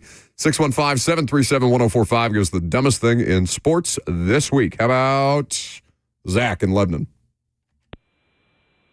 Hey, so my dumbest thing in sports was John Morant getting told, not to do any more gun celebrations and him opting to immediately go to tossing a grenade. Yeah, I love that going so straight much. to explosives instead. At some point, you just got a hat tip, John Moran, for the creativity. That was really good. Thank you for the call, His Zach. whole option is a Grand Theft Auto Select. Yeah, it's just unbelievable. Thank you for the call. Remember to stay on hold for the opportunity to win tickets. So, yeah, if you're not familiar with the story, so Ja had a game, a buzzer-beating layup to beat the Miami Heat on national television the other night. I think it was a TNT game. And Ja, earlier in the game, had hit a three. His signature celebration is he's got a firearm, essentially, an imagined firearm. And the NBA has told him several times, hey, don't do that anymore. We're trying to do things that don't symbolize violence or things of a sexual nature, just what the NFL is doing, even though we still can't figure out what the nose wipe thing is, even though you all who are much younger than us apparently tell us that it is a gang-affiliated thing. So Ja does the fake gun celebration again in the Miami game. He gets fined $75,000. And who were they playing last night? I didn't see the game live. I just saw the highlight. They were playing the Hornets, and Ja hits a three, pulls the pin from a fake grenade, and throws it into the crowd. He puts his hands over his ears too. Very creative. A+ for creativity. So bad. I hope he starts like fencing. Yeah. Pulls out like a slingshot. Well, because I'm kind of with. I know that I'm going to sound like a curmudgeon here, but like, if they tell him to stop doing the gun thing, don't be a petulant child. You know what I'm saying? Like, at some point, John Morant, like, it's going to stop being cute, and I'm largely on his side in these things, except he appears to be a bit of a dope and doesn't have, at least people around him who are cautioning him against, hey, man, it's probably not the best idea. It's probably not worth it. It's just probably not worth it. So, but that he's getting creative with it and doing things like lobbing grenades into the crowd and stuff like that I'm for. That I completely support. What other old-timey weapon could John Morant mimic? A blunderbuss. A what? It's like the old rifles they used to have with like the funnel barrel at the end. Like you would see him like stuffing what if he just stops? Musket. He starts like stuffing the powder in. Reloading. He just reloads a musket. Cannonball. He shoots a cannon off. Well, he's got to get other teammates involved now. Like it's going to get to the elaborate stages of like NFL touchdown celebrations and things John like that. Moran with the trebuchet celebration. Unbelievable. 615-737-1045 is the number. Zach with a good one. Let's go to Eric in Springfield next. Hey, what's up, guys? So I actually want to touch also back on what y'all were talking about with the raccoons. I can confirm there are raccoons in Nissan. At my previous job, I did help trap raccoons with the Titans in the club level. So, yes, there are raccoons. In the club level? Yeah. It was actually in the concession room. No. So, like, where they're cooking the food and all that, that's where it was. They told me those nachos had chocolate chips in them. It's like that little mouse at the airport. You see it was running around in an Nathan Roast, like, display container or something like that. Yeah. Scene. Bunch of little T-Rex running around. Yeah, not what you want. So what's your dumbest thing in sports? So it was going to be John Morant, but Zach had it. But I have a plan B, and it's going to be, once again, the NBA refs ruining everything. Because last night in the Lakers game, it was a one-possession game, really good game. It's 107, 108. It's Luka just hit a shot, and he's jawing with this OKC fan. And I don't know what they're saying and all that, but Luka's definitely intrigued and all that. So he makes a shot, and he points over to the fan, looks at him, says something, and he gets ejected right after it. I don't know what he said to, warrant it, but NBA refs have just been so soft this year. And why are you throwing out Luka, the star player, in such a tight game? I just don't understand it. NBA refs are ruining everything, and they are the dumbest thing in sports. And thank you for the call, Eric. Remember to stay on hold. Luka said that he was trash-talking a fan, and the assumption that is being made right now is that the ref felt like that Luka was trash-talking the ref as opposed to the fan. So an easy thing to get mixed up, obviously, at the expense of Luka in that situation. Do ejections cost them money? Like, I think it's just that the league hands a fine down after the fact for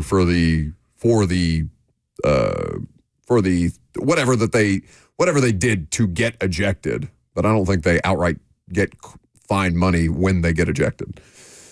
But it's a good one. Harley in Lebanon is next. Hey, my dumbest thing in sports today this week is the March Madness final. The game, they come down and are not able to get a shot off. Just heartbreaking for them to end it like that with no shot. So the Houston Cougars not being able to get the final shot off, what would have been the game-winning three, going on to lose 65-63 to the Florida Gators. It was a very perplexing final possession. They couldn't get a shot off in the last three possessions. Couldn't even get the ball in the air. For how much we give Houston props as a defensive team, what Florida did down the stretch defensively to Houston was incredible. Yes. Andrew will be the last submission. He's in Oxford. Hey, Bob. Hey.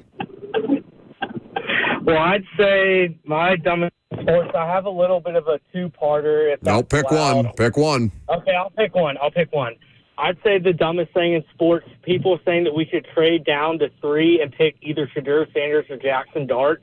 I'm an Ole Miss fan, and trading down to 3 and not picking Abdul Carter or Travis Hunter and picking one of those quarterbacks is the dumbest thing in sports. All right, very good. Good luck on your turn. Why are turn signals so loud over the phone? That's a great question. I don't know. I'm just glad he's using it. Yeah, I am too. All right, so we have Zach, whose submission was jaw throwing a grenade, a fake grenade, not an actual grenade. It was decommissioned. To be clear. Not an actual grenade. Eric with the NBA refs ejecting Luka, even though Luka was jawing at a fan and not a ref. Harley for the ending of the NCAA National Championship in men's basketball, and Andrew for anybody suggesting that the Titans should trade down and not draft somebody like Abdul Carter, choosing instead Shadur Sanders or Jackson Dart. I mean, the jaw grenade thing is the funniest. It's funny. So I don't think it's dumb. Yeah. I think it's delightful. It made me laugh, so Zach gets Zach gets a little extra credit there, but I don't consider it to be dumb. I consider it to be genius. So I would probably, if you made me pick, I'd probably pick Eric. Everybody good with Eric? That's fine. Luka getting ejected? All right, congratulations to Eric. He's going to go see the comedy show at the Ryman. Tune in to The Dumbest Thing at Sports this week, every week at 11 o'clock for the opportunity to win great tickets and prizes. So we never talked really about the Joe Milton trade other than to react to Joe Milton getting traded and me thinking that it was ridiculous that the Cowboys would give up a fifth-round pick, even if it was a compensatory pick based off a one-game sample size.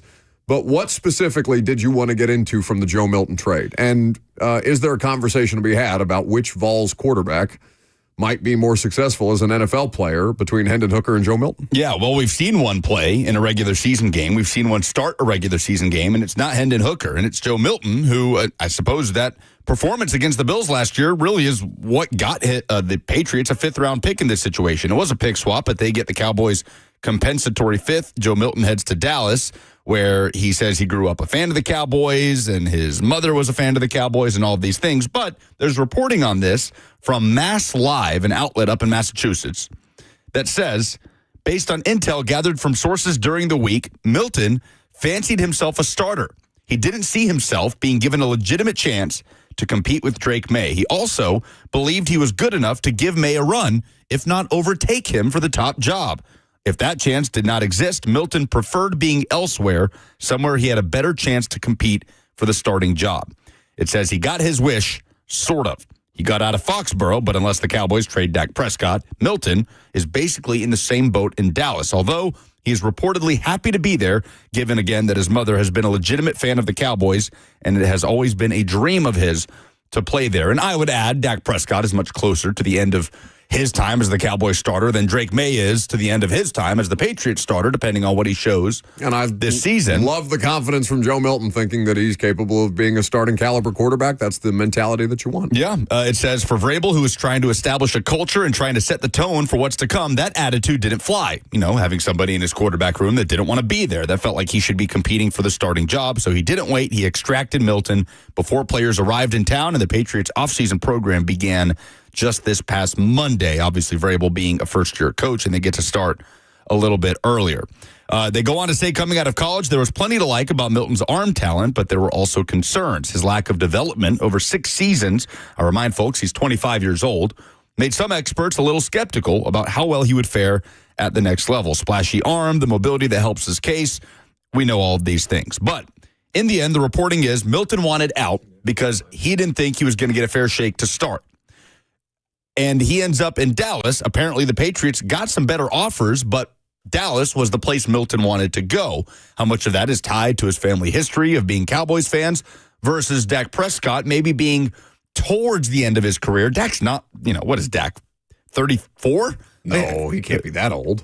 30? There's no way Dak's 34. Yeah, no, he was drafted with Josh Dobbs, so you're right. He's 31. Okay, he's 31. He'll be 32 this season. He does feel like he's been around forever. He does. He'll be 32 in July, so he'll be 32 in week 1 this season, and he's obviously dealt with injuries. He missed half the season last year. So I don't know if that plays into Joe Milton's mind at all, but he ends up in the spot that he wanted to land in. What do you make of that? Joe Milton saying, no, I think I can beat out Drake May, and clearly the Patriots made it clear, no. He's the number 3 pick. That's our starter. Yeah. The Patriots are right to move on from Joe Milton, given the circumstance. And 2, it sounds like they did right by him, finding a place that he would prefer to go and compete in. How many open quarterback competitions did you say you think there are in the NFL this year? Maybe 1. Okay. Daniel Jones and Anthony Richardson? Maybe 1. And I would argue that's the one, for sure. So, assuming that the Colts were not an option for Joe Milton, where else is he going to go that would at least even give him the guise of a quarterback competition? Because nobody truly expects him to be in a competition with Dak Prescott, including Brian Schottenheimer, the new head coach of the Dallas Cowboys. By the way, Trey Lance no longer a Cowboy. He signed with the Chargers. I saw that. And Cooper Rush is no longer a Cowboy, so he's a Raven. Joe Milton figures to be QB2 in Dallas at the moment. Would you say that Russell Wilson and Jameis Winston are in a battle? Because I could see a world where Jameis could win a spot over Russell. If depending on who the coach was, I might be open to that conversation. With Brian Daboll, I don't think so. I don't think he's gonna hang his hat on Jameis Winston in a year where he might get fired. Yeah, That's a good point. I bet it'll be Russ. It would be tough though, because the whole reason Russ didn't start for the Steelers last year is because he had a nagging injury in preseason. So yeah, no, it is. It's definitely worth posing the question, but I don't think that given the current climate with the Giants, I just don't think that Brian Daboll would be comfortable riding into battle with Jameis as an actual proposition if Russell is on the roster. Somebody says Cleveland. Ryan says Cleveland. Well, they have to add another quarterback to be in competition with Kenny Pickett right now because Deshaun Watson is not going to be available. So theoretically, Cleveland could have an open quarterback competition by the time we get to this, or they could prefer to see their rookie sit if they draft at the top of the second round, if they draft a Tyler Shuck, a Jalen Milroe, a player who's not ready. Kenny Pickett has started games for multiple teams in the NFL. Whether or not he's a good starter is a different matter, but if you feel that your developmental quarterback prospect is not ready to go, even when you draft him, then you probably are not ready to put them in competition with a player who's actually started NFL games. If they were to add Kirk Cousins, would you say that would be a quarterback battle between he and Kenny Pickett? No, I would assume if you're giving up capital for Kirk Cousins and taking on any semblance of that contract that he is coming in to be your starter. They also gave up capital for Kenny Pickett for what it's worth, but I don't disagree with you. Jael on the F&M Bank chat says Joe Milton couldn't beat out Hendon Hooker. And then not so fast. That's right. Brandon is quick to remind him, no, he did. Joe Milton was the starter, and then he got hurt. Had a rib injury in that Pitt game early in the season in 2021. Hendon Hooker came in, and they never looked back. But if you asked any Tennessee fan who would have a better opportunity to find success in the NFL, they would have said Hendon Hooker. I mean, for the reasons we just labeled. Fan? I think any Tennessee fan, absolutely. The Hendon Hooker experience was day and night from the Joe Milton experience. Tennessee had to start to transition to that more ball control, defense, and special teams way of winning games in 2023 because Joe Milton could not run the offense at the clip Hendon Hooker could. We know he had the traits. Obviously, he can throw the ball 100 miles. He's got the mobility and all of these things, but he never really had the pocket feeler instincts that Hooker had. He wasn't a gamer the way Hendon Hooker was a gamer. Great athlete, great teammate, it should be said, but he's also 25 years old.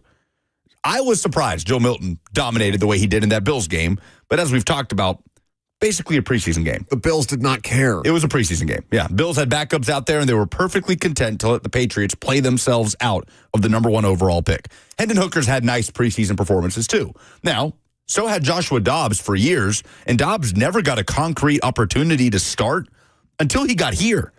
And then he went on that run of about a calendar year where he was like this darling backup in the NFL, making plays left and right, now he is the Patriots' backup. Astronaut. Mike Vrabel said, I'm going to go get a guy that knows he's my backup and is okay with being my backup. Ryan Cowden, who brought Josh Dobbs to Tennessee the first time around, who was in I know, but I'm saying England with Mike Vrabel. Right, but Mike Vrabel's calling the shots in New England. Mike Vrabel went and got Josh Dobbs to be the backup in New England. Well, Robert Kraft would tell you, no, Elliott Wolf. And sure. Yeah.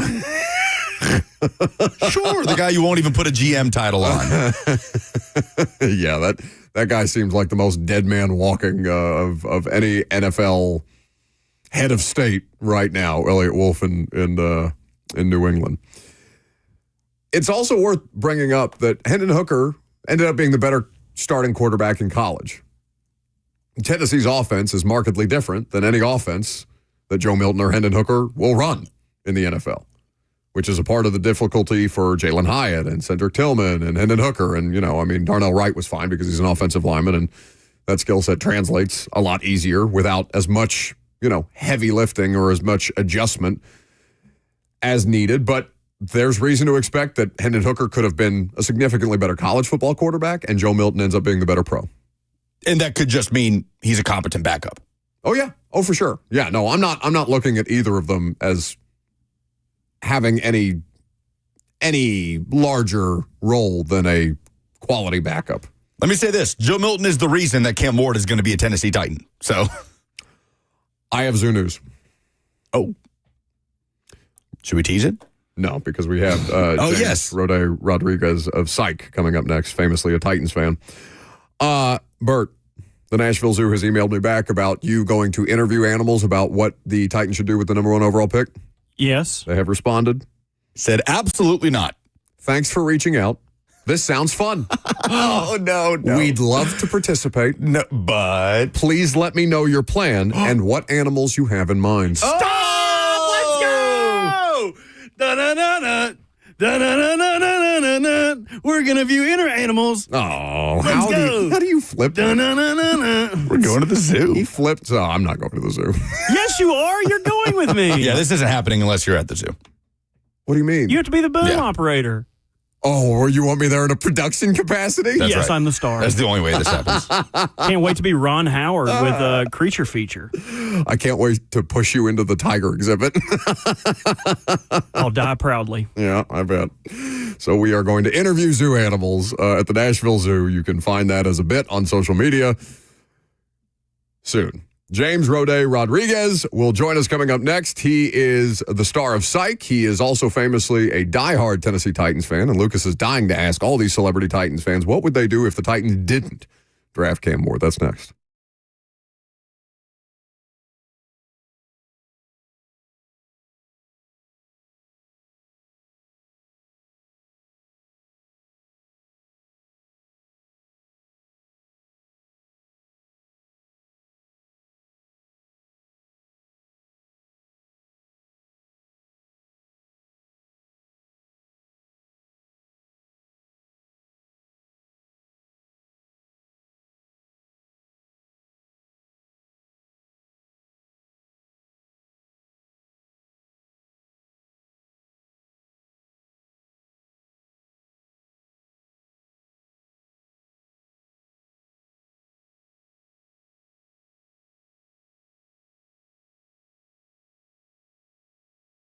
Lake lovers, listen up. Tennessee National, a highly anticipated lakefront resort, golf, and marina community, is having a spring sales event, releasing a limited number of lake lots to the public with upgrades and savings. One day only, Saturday, April 26th. You can get a cottage package with a boat slip from $379,900. You can get a lake lot with a covered boat slip from $64,900. Subdividable wooded lot from $79,900. For the first time ever, you can get a fully furnished lakefront townhome. There's also private golf cart access to a new marina and resort, 10 miles of walking trails, 3.5 miles of shoreline, a brand new 26,000 square foot clubhouse, waterfront concerts overlooking a beautiful lake, pickleball, pools, on-site coffee shop, and much more. Play on the lake or simply relax at the waterfront restaurant just over 20 minutes from Knoxville, Tennessee. Financing is available, so enjoy life on the water, fresh air, boat rides, and sunshine. Celebrate the lake life and make memories. Limited property release Saturday, April 26th. Visit TennesseeNational.com, or better yet, give us a call, 865-408-9992 to secure your private tour. Memories begin here.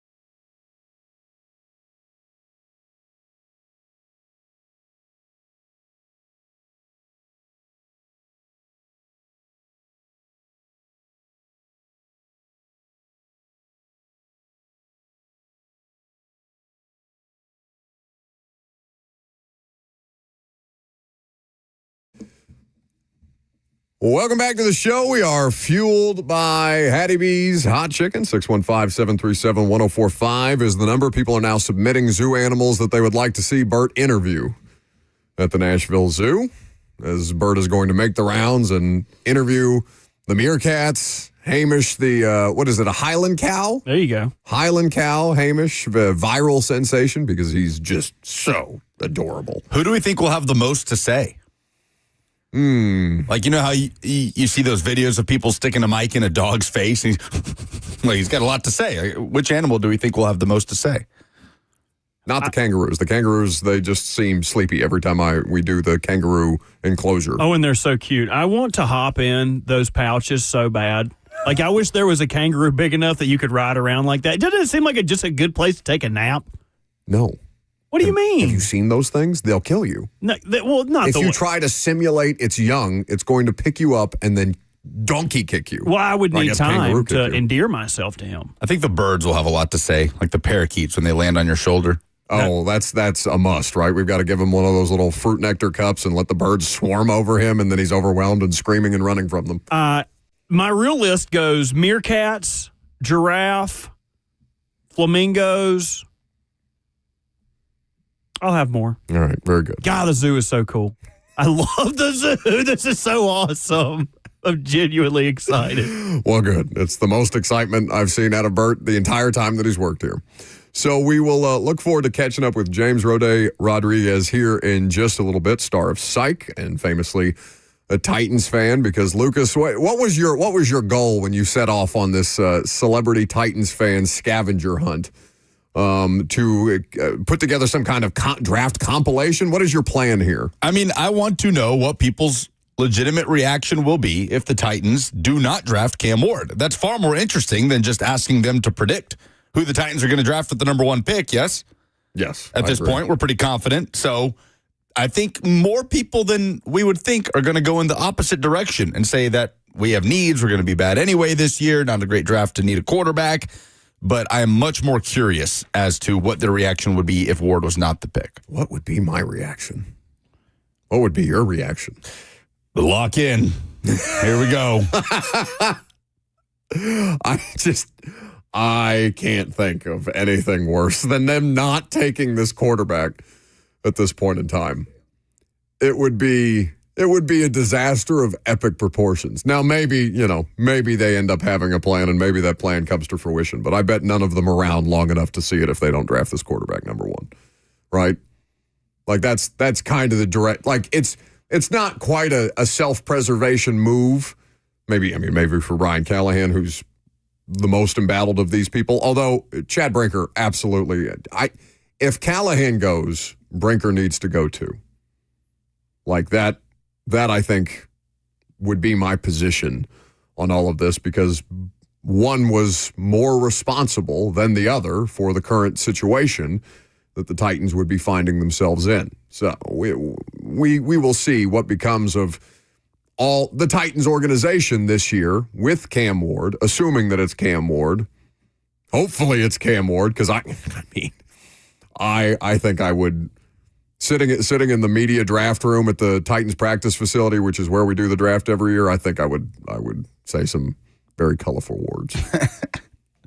No, it will be. I mean, again, if you are Chad Brinker, can you really be so secure in your position as the Titans president of football operations after back-to-back seasons like the Titans have just had with you in a front-facing role that has grown year over year? Can you be so sure that you are in the clear to go ahead and roll with Will Levis and Brandon Allen in 2025? I have a real hard time believing anybody could be that confident their job would be safe after that, with the recent history of this franchise and the turnover in the front office. Ann Herndon asks what Titans media personality would be most likely to burn down the stadium if they didn't take Cam. Kayla Anderson. Oh, yeah. Oh, yeah, probably. I thoroughly believe it would be Kayla. Has she been taking victory laps here with the idea that they would draft a former Washington State Cougar? I haven't noticed that, but it's kind of like you expect something for Christmas. Like, your parents would tell you, like, don't expect much this year, but you would still get what you asked for. I feel like it would be a terrible Christmas present to be like, oh, yeah, we're going to take Cam Ward. We're going to take Cam Ward. And then you don't, and you were a fan of him before this. I feel like Kayla would be a little upset. And rightfully so. I'd also be upset. Would she go to the extent of arson, though? Probably not. She's a dangerous woman. I mean, by percentage chance, it would probably be Kayla that would have the strongest opinions about it.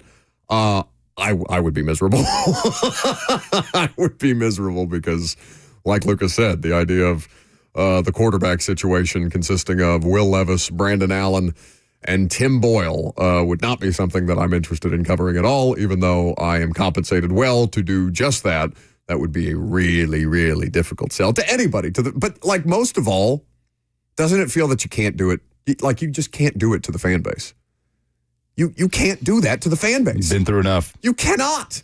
There are so many things there about the Titans' current situation and the just tight rope that they seem to be walking with their own fan base and what's left of it at this point in time. Because we are, I mean, as a pro sports city, Nashville is it's more prone to fads than it is diehard sports fandom, right? Like the Vols are the closest thing to diehard sports fandom that the state of Tennessee has. And that is diehard sports fandom. It's not even close. So I think that you have to keep the fan base's attention. I think you have to make sure that there is some reason for them to show up and watch your games. There is not a single player on that roster that is enticing enough to just get people in the building. Like there's nobody to me that is a significant enough player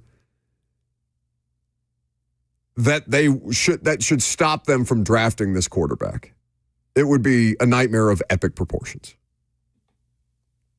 I mean, would that be an A.J. Brown-like response from the fan base? Worse? I think worse. Than trading? I don't know, because the A.J. trade was in the such immediate a worse. blindside. No, but people were still people were justifying it. People were justifying it at the time because of the knee stuff, because of the availability, because of the attitude. I bet that so many more people after the fact are pissed off about the A.J. Brown trade rather than in real time when they were probably justifying it to themselves. Is James with us? James Roday Rodriguez joins us now on 104.5 The Zone. He's the star of the hit show Psych. Of course, you've seen him in many other things as well. James, thanks so much for hopping on with us. How did Nate Bain talk you into doing this? He's got a lot of pictures of me that I just can't afford to have out there. Which is completely fair. All of us would just have to compromise at that point. Are any of those compromising pictures your face during the first round of the 2022 NFL Draft when A.J. Brown was traded? You know, I felt like I had one of the hotter, more level takes on that one. I just didn't see that offense using him in a way that, would justify the money that he was looking for. I was also silly enough to think that they could find his replacement on a rookie deal in that draft. So while everybody else was losing it, I was like, guys, relax. Like, I actually think this is going to be okay.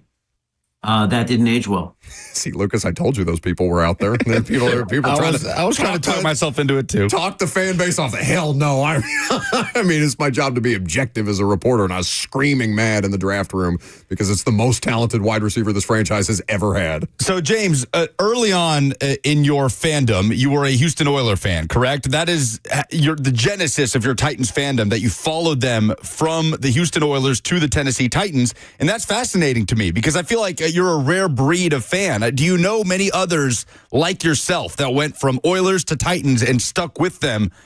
You're from Texas and stuck with them in the move to Tennessee. It's me and my best friend Todd. That's it. It's just the two of us. We were diehard Oilers fans. We both left Texas to go to college in New York City. We were from San Antonio, so neither of us felt any real particular allegiance to the city of Houston. And that was the Steve McNair, Eddie George era. So it was a pretty easy decision to stick with our guys. And, it paid off in the short term, before it stopped paying off. So I don't know if you're familiar with Nate Tice, who does a lot of NFL analysis on Yahoo Sports, but he came on the radio show maybe 2 weeks ago and called Cam Ward, the Miami quarterback, who is most expected to be drafted by the Tennessee Titans. He called him Diet Coke Steve McNair. And as a Houston Oilers, now Tennessee Titans fan, I wonder how any comparison to Steve McNair for any prospect lands with you. Well, I think it's a double-edged sword for sure. Greatest quarterback in our franchise's history. I mean, you could make an argument for Warren Moon, but he had a lot more talent around him and never got us to a Super Bowl. So the mere fact that we could start thinking in terms of, having even a Diet Coke version of Steve McNair behind center again is very, very exciting, I think, for the fan base. The flip side of that is expectations. I don't think it's fair to this kid to bring him in, thinking that he's going to be Steve McNair, at least anytime soon. I mean, even Steve McNair wasn't Steve McNair right away. But I'm all about the upside, and I'm all about bringing him along in an intelligent way, and hopefully Callahan is the right guy to coach him. I mean, the traits seem to be there. The talent is undeniable. He's gotten better at every stop, and he's turned every program he's been at into a winner. All these things, look pretty good on a resume. But I would probably relax a little with the Steve McNair comparisons, just because why do that to the kid? We're not set up to compete for a Super Bowl, this season or probably next season either. So let him come in and get his feet wet, and there'll be growing pains, and let's get behind the kid and give him a shot. What else are we going to do? Bless you. James Roday Rodriguez here with us on 104.5 The Zone. Because, that's not the approach that most fans take with a number one overall pick at quarterback, right? James, I mean, there's that's the elusive franchise quarterback, the thing that has the opportunity to most change your fortunes, when in reality, half of them picked in the first round don't even win a playoff game. Less than half of them win a playoff game. That's absolutely right. And if there is an additional layer to all of this, it's, if you read all the pundits and the draft analysts, a lot of guys are saying that Cam, would have ranked 5th or 6th or 7th in last year's draft class. So if you take that and you set it off to the side, then that's another reason to adjust expectations, and it gives him a better chance of over-delivering, I think. This is not a Peyton Manning or an Andrew Luck year. This is we happen to have the first pick and desperately need a quarterback, and this is the best guy on the board here. So, if it could be the perfect marriage of realistic expectations, a guy who comes in with a chip on his shoulder and shows everybody that, he wasn't getting the credit that he deserved. Look, I'm bright-siding here because that's our job as fans, but I could see it. I could see it happening. So we're doing this exercise, James. It's a sick exercise, James. You don't have to participate if you don't want to. You don't have to do anything that you don't want to on this show. That's kind of our motto. But we are asking people not who they think the Titans will pick with the number one overall pick, but instead, James Roday Rodriguez, what will your reaction be if come day one of the draft, the Titans do not select Cam Ward with the number one overall pick? I will immediately reserve judgment until I understand why. And if it's that the Giants at the 11th hour give us the Hall of Halls because they panic because they're the Giants and they're a huge market team and they're horrible, then I'll probably be okay because we have a lot of needs. And, if it's one of those can't refuse kind of deals, then I think I would probably be pretty stoked about that too. However, if it's not a trade back and they take Abdul Carter or Travis Hunter, oh man, that one would probably be more of a head scratcher for me. Just because how often you have the number one pick. And like we just said, I think there are enough traits in place with Cam Ward that he has as good a shot as any guy who came out in, the last couple seasons to be a game changer. I think you kind of have to seize the day when the planets align for you like that.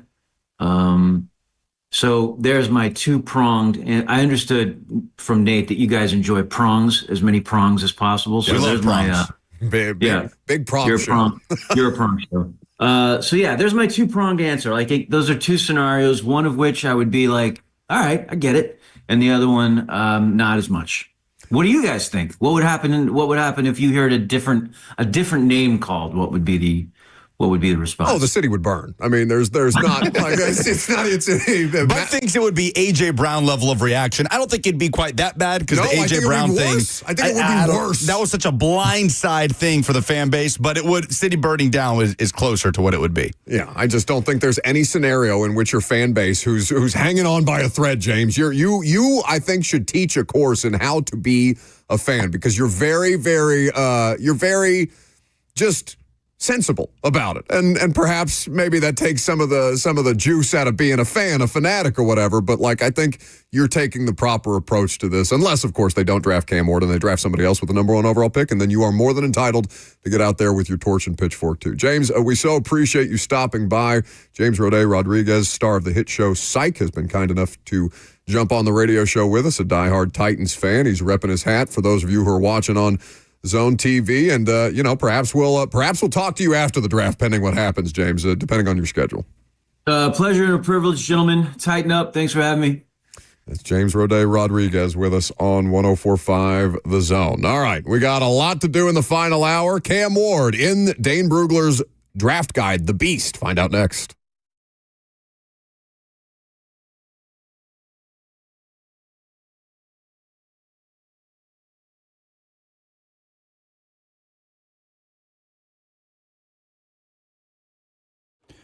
Hey guys, Lucas here to tell you about the coolest new spot in Music City. It is Fog Street Lawn Club, Nashville's premier soccer pub. It's your go-to spot to watch Nashville SC games, and it's open early for Premier League action, even for those 6 a.m. kickoffs. In fact, there is a watch party happening this weekend for the Nashville Soccer Club game at home against Real Salt Lake, and they will have a ton of great drink options for you, including Eric Church's company, Whiskey Gypsy. Go check out that rooftop. It's the best rooftop view in all of Music City. Trust me, you got to go to find out. Another cool thing happening at Fog Street this weekend, a cornhole tournament on that rooftop. Go check them out. I can't think of a better spot to watch the Masters on a sunny Saturday in Nashville than the rooftop at Fog Street Lawn Club. Plenty of space to watch the games. It's a great menu of British pub-style food. Happy hour Monday through Thursday, 3 to 6 p.m. You'll never get bored. Go downstairs, challenge your friends to some axe throwing at Bad Axe, and go check them out. Fog Street Lawn Club, located on Fog Street.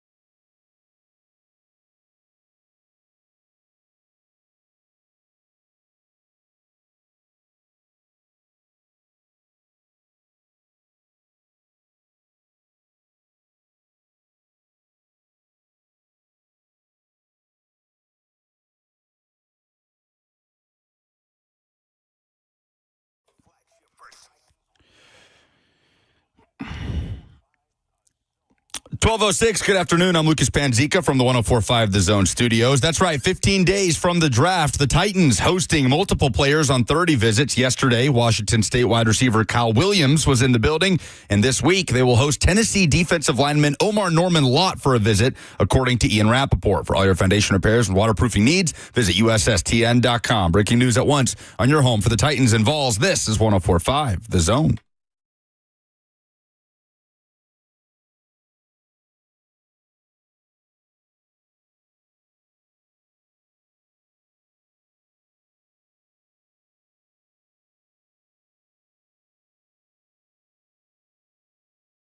So the final hour is going to be, well, it's usually the best hour of the show for you guys because it means it's the last hour of the show and you guys are sick of us by the time we get to noon. But that's fine because we got Todd McShay coming on here in about, 13 minutes, and we'll talk some draft with him. Dane Brugler's Beast, the draft guide. As comprehensive a draft guide, I believe, as there's any out there available to the public, is available now on The Athletic. So we will effort Dane Brugler. This is one of his busiest times of year, so I'm not going to, bully Dane into coming on the radio show when he came on after the football season to talk draft with us. But it is a good opportunity for him to promote the draft guide with the team that's got the number one overall pick, and has a lot of questions, and we'll look forward to answering some of those questions with Todd McShay, now of The Ringer. For a long time at ESPN, and now doing a great podcast and a newsletter that Todd will tell you more about in 12 minutes from now, as I mentioned. So we brought up Cam Ward in The Beast, and we had Dane Brugler on the radio show before The Beast came out, before The Beast was completed. But fair to expect that Dane Brugler had his analysis of Cam Ward down pat when we last spoke to him towards the end of the football season, at the end of the football season. So this is Dane Brugler of The Athletic on the radio show a couple of months ago talking about Cam Ward. And, if I had a bet on one of these quarterbacks in this draft, it would be Cam Ward because of just how electric he is. He can create big plays, but he's so loose at the position that it does, that will backfire at times. I'm encouraged by the fact that he's gotten better every year. You go back to Incarnate Word and what he did at Washington State, and then what he did this past year at Miami, he got better and better and better. And so there's, as the decision making and the accuracy continue to develop, it feels like this guy can be an NFL starter and be one of the difference makers if he continues to grow. But it feels just like there is risk involved. And so if I'm the Titans, I'm going into this process saying, I'm letting every other team know, hey, we're looking at these quarterbacks really hard. And that way, even if I'm not taking a quarterback at 1, I'm going to put a little bit of, I'm going to make the Giants nervous at pick 3. I'm going to make the Raiders nervous at pick 6. So the phone lines are open. That was in January, for what it's worth. Yeah, that's, and listen, they are still operating under that premise. Like, the phone lines are still open. But that is Dane's analysis of Cam Ward. And now the draft guide, The Beast, has come out. And the comparisons that Brugler is making to Cam Ward are what? So I'll just read the last 2 sentences, right? He's got all of his strengths, all the weaknesses, the background, the measurables. Go subscribe to The Athletic, download it to check it out for yourself. A lot of the stuff we've been talking about in this process. But he says, overall, Ward must button up his drifting footwork and cut down on the reckless habits, but he is a loose, instinctive passer who can rip accurate strikes with a natural rhythm to his play. With his talent and intangibles, he projects as an NFL starter in the mold of a taller, slower version of Kyler Murray. How would Titans fans feel about that? Kyler Murray kind of being what you get with the number 1 overall pick. No, but you can't say Kyler Murray kind of, because taller and slower is very much not the Kyler experience. Yes. Kyler is electric to watch. He may, be doing a lot of stuff out of structure. And I'd be curious to bounce that comparison, or bounce some of these comparisons off Todd McShay here in just a couple of minutes. I'm saying from a production standpoint. From what you're getting out of the quarterback. Kyler's best season? Like, if we're just, I hate to do it by counting stats, but if we're going to cite Kyler Murray as a comparison, or Baker Mayfield as a comparison that I frankly like better than Kyler. I've heard that. Because Baker is also a former number 1 overall pick. His career high in passing yards came in 2020. Career high really in all categories. In 2020, He was a Pro Bowler with 3,971 passing yards. He completed over 67% of his passes for 26 touchdowns and 12 interceptions. His interception number has gone down every year since then, but he has not surpassed those numbers in yards and touchdowns since. He also had a career high in rushing. He had over 800 rush yards in 2020 and 11 rushing touchdowns. That was, if I'm not mistaken, was that when they started that crazy the 8-0 or something? I think Hopkins was still on the team. That was the Hail Mary Hopkins team against the Bills that year, COVID year, and then they really struggled down the stretch and went one and done. Oh, no, they didn't make the playoffs in 2020. No, they bottomed out. That's catastrophically. That's right. But in 2021, they made the playoffs, lost to the Rams in Kyler Murray's only playoff appearance, where he had 2 interceptions, no touchdowns, 137 yards, and completed 56% of his passes. 615-737-1045 is the number if you want to jump in. Let's go to Jackson, who's calling us from Knoxville. Yo, Buck to the Everett Rising. What's going on? How you doing, brother? I'm good. Thanks for calling. Good. Hey, man. I do want to get to what I want to talk about between the Cam Ward and Shedeur Sanders conversation. But before I get to that, I just want to ask Lucas Panzica, hey, man, what's your passcode on your phone? Who's asking? It's a very easy one to guess. Yeah, well, that was me that commented was it 2 years ago that I commented that on the YouTube channel? Yes. So you are right there next to Dixie on my nemesis from the F&M Bank chat. Jackson. Dixie's actually my mother-in-law. It's funny that you bring that up. I'm not lying. That's a family thing. What do you got for us, Jackson? It's got to be, man, you know. But anyways, back to the Shedeur and Cam Ward draft. I think we should draft Shedeur Sanders, right? And I'll tell you why. Because this year, Shedeur Sanders had the worst offensive line in college football. He threw for 37 touchdowns to 10 interceptions and 4,100 yards. Cam Ward threw 39 touchdowns to 7 interceptions. Thank you for the call, Jackson. That's 60 seconds on the clock before the Oscars music hits. And no, I disagree with you. I agree with you in disagreeing with him. Okay, very good. Appreciate the call and the engagement. Thanks for calling. Todd McShay next.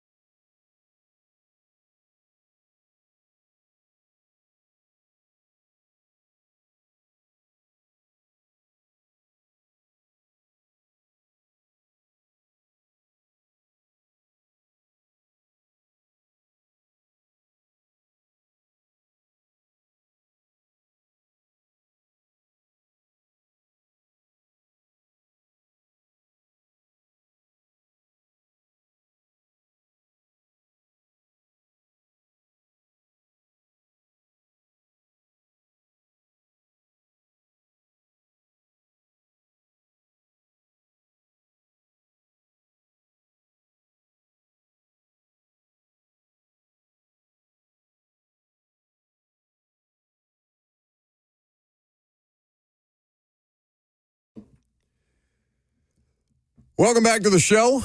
We are fueled by Hattie B's Hot Chicken. Todd McShay of The Ringer going to join us here in just a moment. Talk some draft with Todd. So of all the comparisons that we've talked about for Cam Ward, or comparisons that have been made elsewhere in the world, I've seen Baker Mayfield, Kyler Murray, Aaron McNair, and Sam Darnold. Yeah, that one caught me off guard. Trevor Sikkema of Pro Football Focus, who also just released their draft guide on the website. So we will see how any of those land on Todd McShay here in just a second. Well, it's obvious which one of those sounds like best case scenario. One of these things is not like the other. Right. Yeah. But I don't know. I mean, Baker's best statistical season would be the best statistical season ever by a Titans quarterback. Sure. Titans era quarterback. Eras matter. I mean, McNair was playing in a different era of football. He also won an MVP, and he took a team to the Super Bowl. So you're right, though. Baker would have smashed multiple Titans single-season passing records, really each of the last 2 years with what he did in Tampa. I mean, draft comps are a complicated thing, right? To me, anyway. Because I don't think there's anything wrong with what Tice did, which is, while watching tape, getting some kind of deja vu or something like that and be like, man, where have I seen that spin move before? That spin move out of the back of the pocket to escape pressure, the roll, the throw, the arm angles, the creativity, the build, and then peeling through YouTube, and I don't know how he ultimately got to Steve McNair, but ultimately he was reminded of Steve McNair. I don't mind that at all. What I do mind is there are now hype videos by Titans fan accounts on the internet calling him the heir to Steve McNair before he even gets here. Well, and you haven't even mentioned the most glaring "don't do that to him" comparison. Which is Pat Mahomes. Yeah. I mean, that's, like it or not, that's been floated out there. The off-schedule stuff, the improvisational, the savvy run style, the ability to feel contact when it's right around him and wiggle out of it the way Mahomes does. So he's had plenty of those unfair comparisons on him across the board. Yeah, let me ask Todd McShay, who joins us now of The Ringer. You can read all his great work at the McShay Report. You can hear all the draft analysis that he's doing in the lead-up and thereafter. They've got a great live draft show that they're preparing. I'm told it's out of Ryan Russillo's house, potentially in Los Angeles, which I'm sure is lovely. Todd McShay joins us now on 104.5 The Zone. Todd, how do you go about draft comps when you're watching players? I guess you draw on a lot of experience, and then I think sometimes you kind of, I don't want to say the jumping off point is heights and weights and maybe arm lengths for certain positions and 40 times, but you certainly don't want to be so far off on those things. And then, I don't know, you kind of go through your mental Rolodex, if you will, and try to figure out, like, who does he remind you of, And sometimes it's trickier than others. Yeah, and it's just so interesting to see the variety, right, of where people's football Rolodex takes them. Nate Tice was on the show a couple of weeks ago. We were just talking about it, called Cam Ward Diet Coke Steve McNair, which made me laugh. And also I understood what he was talking about when you see. I've heard a lot of Steve McNair. I don't think it's a terrible. Yeah, I mean, I'll be honest with you. I don't like comps with quarterbacks for some reason. I feel like it's such a intimate evaluation, and there's so much nuance to it. Every guy's a little different, and then you kind of peg him as one thing and you're expecting one thing. I think it's different with the rest of the positions. Quarterbacks everyone's kind of their own entity, if you will. So what sets Cam Ward apart to you then? What makes him an individual? To me, when I just kind of sit back and think about all the tape I studied, every throw I've studied, every scramble and ability to extend plays, I think a couple things set him apart from most others. I think, and I don't hear people talking about it a lot, I think one of the most underappreciated aspects of what he does, because people like to talk about, nonchalant in the pocket, and, everyone likes to show like the little clips of him just kind of standing there as if he's hanging out in 7-on-7 and all that. I think the thing that goes unnoticed is he has an unworldly sense of when pressure is coming. and the poise combined with that to wait for it. He knows it a tick before he's going to react to it. He knows it's coming from the front side, the back side, interior. You can tell he knows when it's coming because he likes to wait to the last second to elude it, because then you're vulnerable as a defender. Other quarterbacks, if you really study it, a lot of quarterbacks, when they know it's coming or they sense it, at that same point where he decides to wait a tick so that he can get that defender kind of off balance. And I heard you guys talking about Mahomes. Like, it is kind of a similar trait. Neither's a beautiful athlete. Neither's going to run a great 40 time if you clock him right now. But there's this instinctive aspect to their game where, like, okay, go ahead, take one or two more steps towards me, because if you do, then I got you off balance. And then I'm going to pull the trigger on the move that I already know I'm going to make. And I think that goes kind of, I don't want to say unnoticed, but I don't hear a lot of people talking about that aspect of his game. And so much of his game is that ability to kind of elude a defender and then and make a great throw on the move. The second part that I think is, and he's not unique to it, but he's in a small group of people that can throw as accurately as he does from different arm angles. And then the thing I think that, because we get so enamored with the highlights, with Cam Ward, when you get him to the top of his drop and he plants that right foot and he's in rhythm with the receiver, he's an absolute freaking assassin. If the receiver's where he's supposed to be and he knows where he wants to go with the ball in terms of throwing a receiver open, hitting a spot, when it's all in rhythm, and I think that's like, as Tennessee dug into this, and Brian Callahan's watching, and you're watching through whatever lens is important for you, right? And so Callahan and the offensive staff for Tennessee is watching through the lens of, okay, here's what we do. Here's what we're going to need him to do within the structure of our offense. When he does that at Miami, like I said, he's an assassin. It's one of my favorite terms at this time of year, arm arrogance. Todd McShay here with us on 104.5 The Zone. You can check out the newsletter, The McShay Report. You can check out the podcast, The McShay Show. Excellent draft analysis all year long there from Todd and the crew. Todd, it's always fun at this point, 2 weeks out, to look back at the narratives around the top of the draft, the day the NFL regular season ended, and kind of where we are now, right on the cusp of the first round. And it felt like the narrative was, oh, it's not a good year to have the number one overall pick and have a need at quarterback. And Cam Ward, it seems like, has kind of risen above that school of thought a little bit. Did you ever really buy into that narrative from the jump, and where are you on it now? I thought as a group, because I had a lot of people that aren't in the league reaching out to me as they were starting to dig all of into all these players. Like, is this class as bad as like that Kenny Pickett?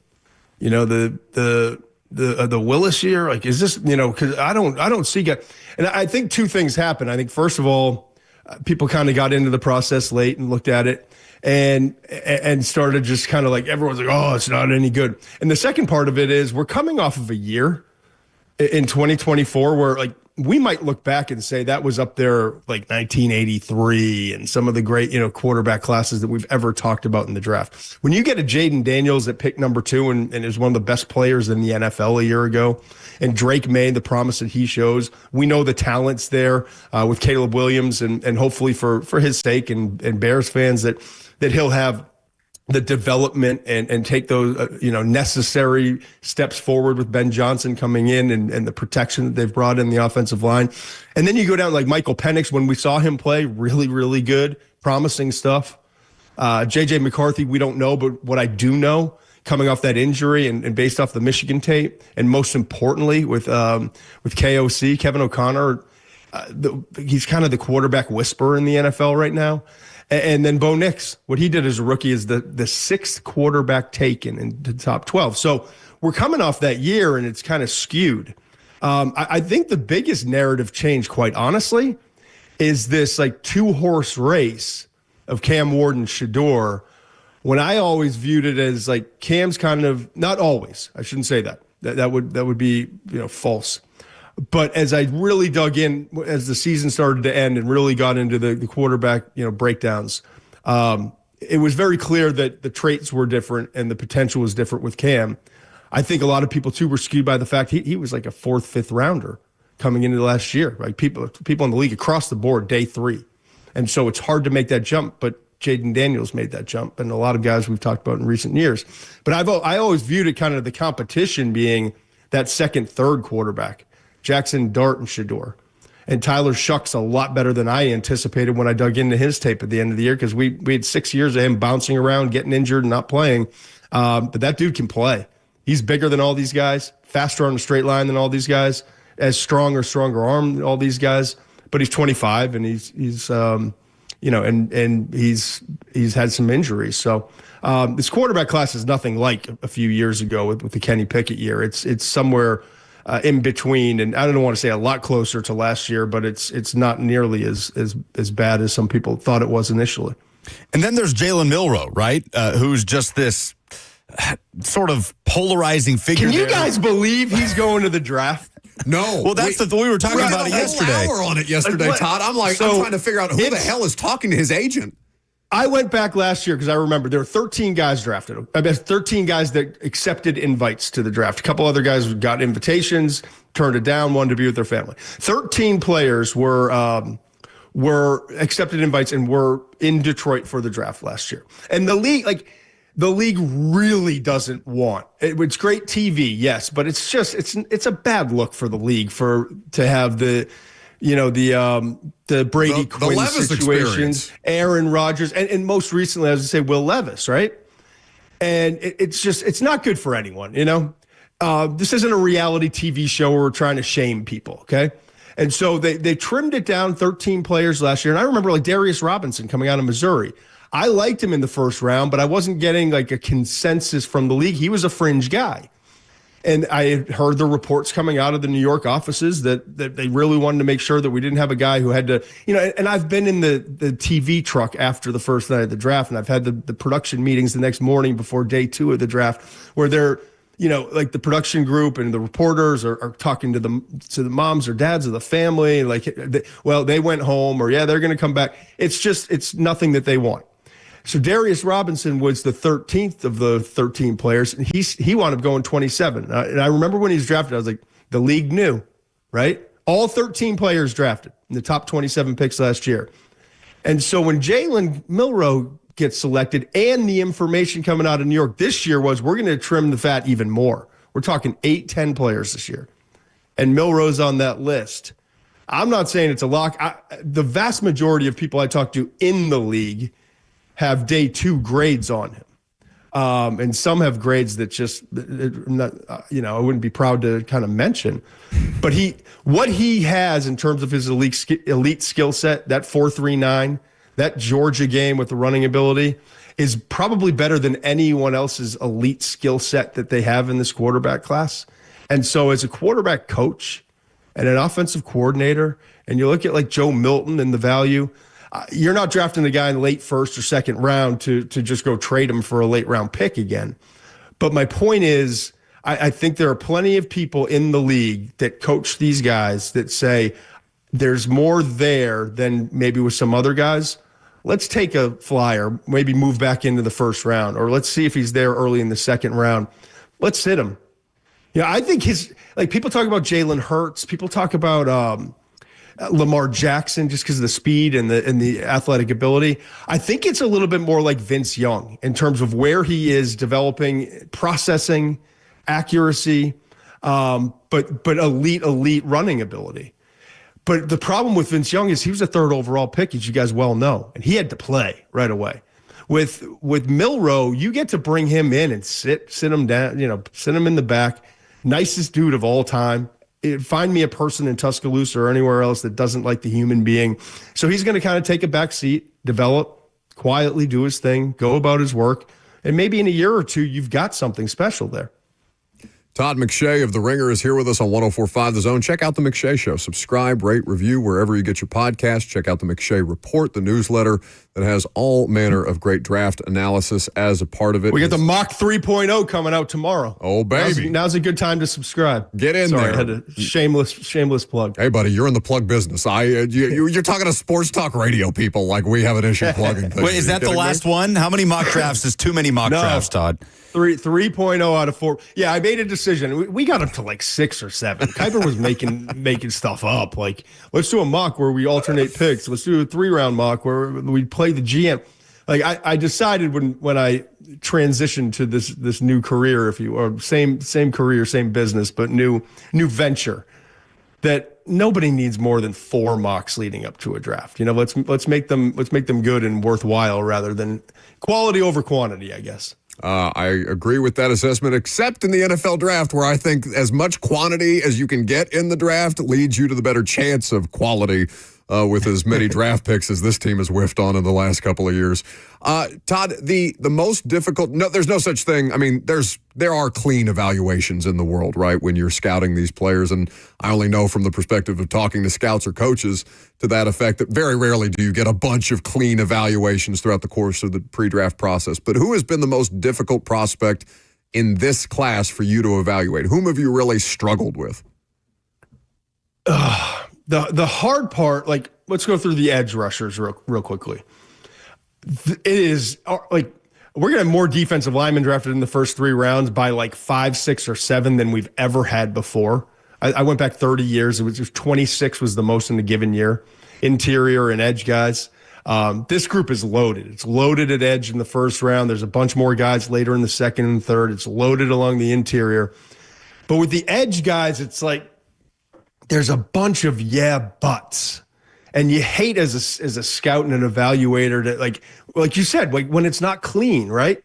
And so like Abdul Carter, arguably the best player in this draft, but I don't love the fact, and you're nitpicking here, and he's going to be just fine, but there's the shoulder and the foot injury, and he's undersized and only 1 year at edge.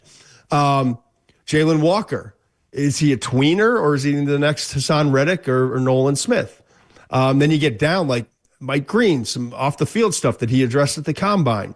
Played at Marshall, didn't play at Alabama against or Georgia. James Pierce, as you guys know in your backyard, I would argue he's the second best edge in this class, second best pass rusher in this class, but he's got some stuff and some football character stuff, and so. There's a lot of guys that you struggle with. You see the talent and you want it to just be about the talent.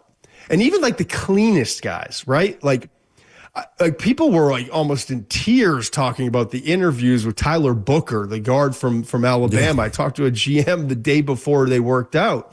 And it was like, I don't care where you got him rated. He's going higher than that. I don't care that he's a guard. Like I want to sleep really well after the first night of the draft. And I'll do that knowing I just got a 10-year starter with maybe the best character of any player we've ever seen. Then he goes out and has the worst combine workout of any player along the offensive line. So every guy's got something. Nobody's perfect. But I think those edge rushers became, and Shamar Stewart, right?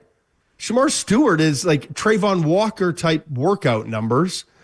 Is he the next Danielle Hunter, or is he a guy who's never going to be productive? Just 1.5 sacks last year, but 33 quarterback hurries. And so there's a lot of that goes on. And then this time of year, there's all sorts of noise coming from propping guys up from agents and beating guys down because scouts were on the road for 4 months and they're frustrated and nobody can play anymore.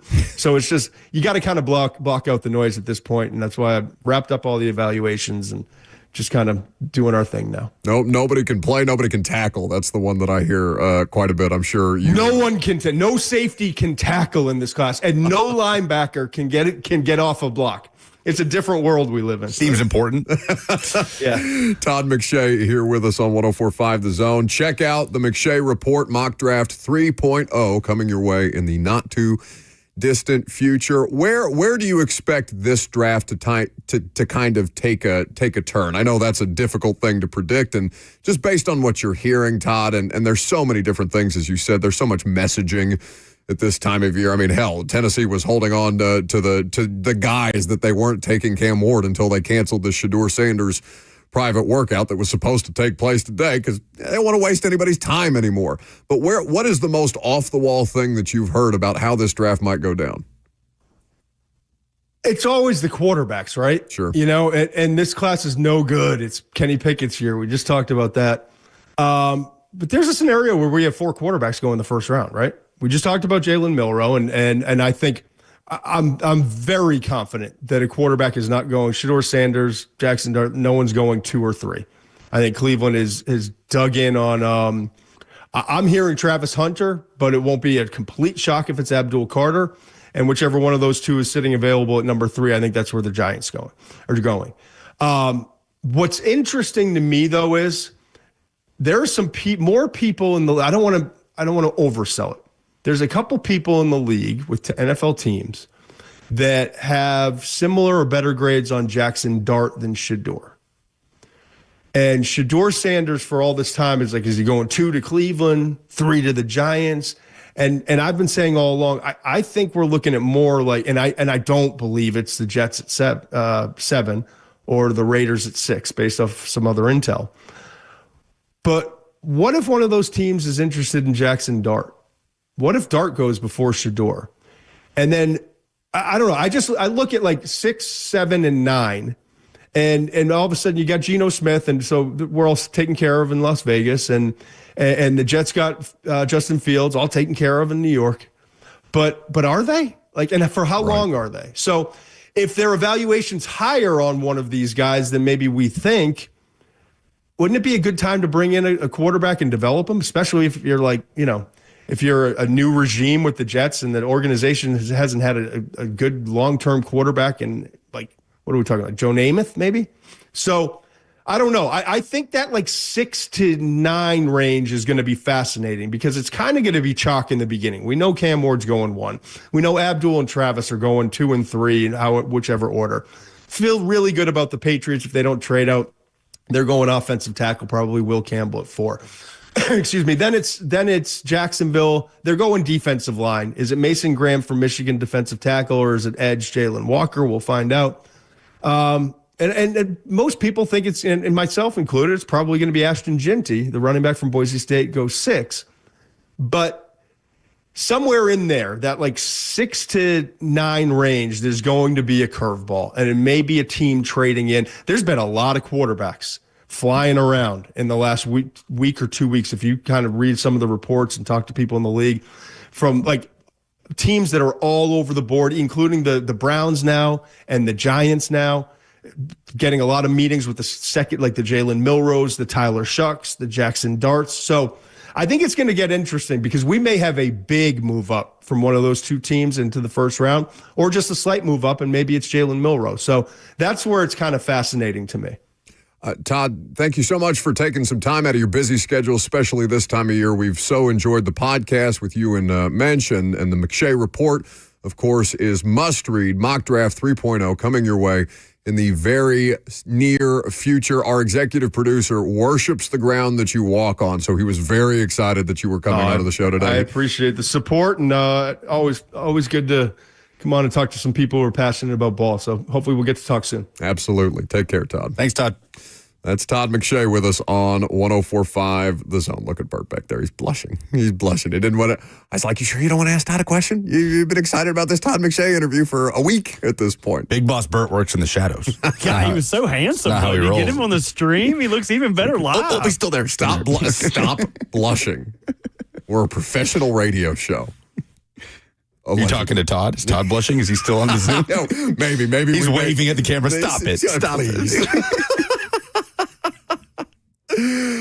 So we'll look forward to having a lot more quality guests talking about the draft and the draft process, and looking forward to doing the live show with you guys and Greg Cosell on May the 2nd. The tickets are going faster now that it is a quarterback that you are destined to draft with Cam Ward at the number 1 overall pick. People have been snatching up those install live tickets. Get them now at 1045thezone.com before they are gone today. Last call for phone calls. If you got them, 615-737-1045 is the number. Oh, somebody in the chat just pointed out that James Roday Rodriguez announced the Nicholas Petit Frere pick. We should have asked him about that. If he regrets it. Needs redemption. If he wanted to run back and take the card away and be like, no, give me somebody else. Update the polls. Coming up next, I'm Buck Risings, 1045 The Zone.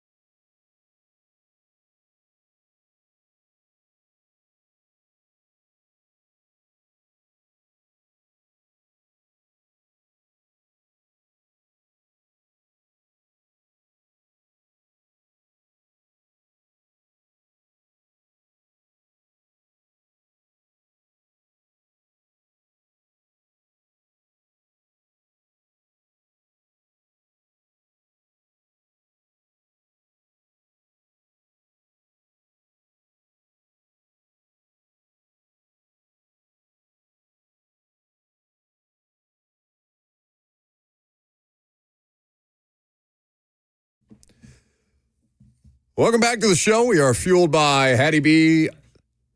Hattie B's Hot Chicken. HattieB.com is where you go. Hattie B's has an app. You can mobile order your hot chicken if you so choose. Maybe we gift Todd McShay some hot chicken for blessing us with his presence. You get a free dessert simply by downloading the app.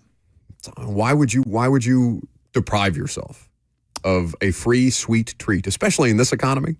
Price of sweet treats going up. You know who else has an app? 104.5 The Zone. Ooh. Listen on the go. Just search 104.5 The Zone in the App Store and throw it on in your car, in the office, when you're supposed to be doing something else, but actually want to be doing this. Yeah.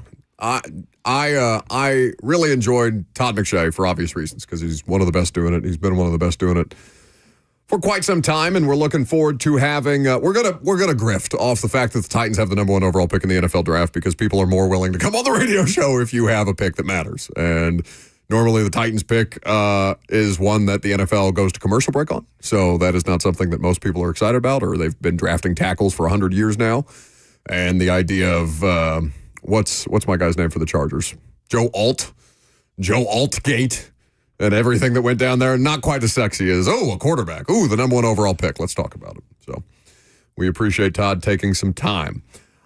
Elsewhere, we are going, you know what I'm looking forward to? And I just texted the two of them because I'm very curious to see, and this is completely unrelated to what we've been talking about for the rest of the day. But I saw that Bussin' with the Boys is doing their spring tour at Oregon. And I saw that they had at least made contact with Marcus Mariota, who I guess is there. Just working out and being around the program and things like that, famously, Oregon alum. I would kill to hear a Marcus Mariota interview with them because they would get the best version of Marcus. And it's not like he's a bad interview or anything like that. He could be, he could keep things close to the vest at times, certainly while he was here quarterbacking them. But I'd just be so fascinated to hear from Marcus about everything that's happened since he left. Like, it's just it's a crazy career arc that he's had, and now he's backing up Jaden Daniels and going to NFC Championship games. And I mean, just even the moment with him and Derrick Henry, both of them out of here now and having a great time elsewhere and succeeding at various levels elsewhere, just makes you happy. So I would love to hear that Marcus Mariota interview. I don't know if they actually interviewed him or if they just ran into him while he was on campus. Speaking of honesty, Pat McAfee has made an announcement about Big Night Out tonight. Okay. You guys want to hear it? Sure. At Big Night Out. We got you. We got you. Aaron Rodgers is not on the dock. So I would like everybody to know that. So no Aaron Rodgers tonight. Okay. You can put the rumor to rest. Not on the docket, but what if he just buys the ticket, shows up? Oh, that's a good point. I didn't even think about that. That's a swerve. He's in pro wrestling. He gets it. He knows how to sell a ticket. Oh, yeah. And he's certainly, he's already got a sellout crowd, it sounds like, so I don't think he's worried about the crowd size, which is, by the way, I know Pat's got his own things that he's trying to overcome at this point in time, and he's out to conquer the sports media world and is doing so successfully. But it's got to be a really cool feeling for him to have a sellout crowd at an arena in his hometown. That's sick. That's really cool for all of them. Whether or not you're a Pat McAfee show fan or not, like I love that for them because that's got to be the culmination of a lot of hard work, and he's done it unconventionally, to his credit. Kick to the polls so I can go get my foot x-rayed. Oh, polls. Sorry, I completely lost track of time.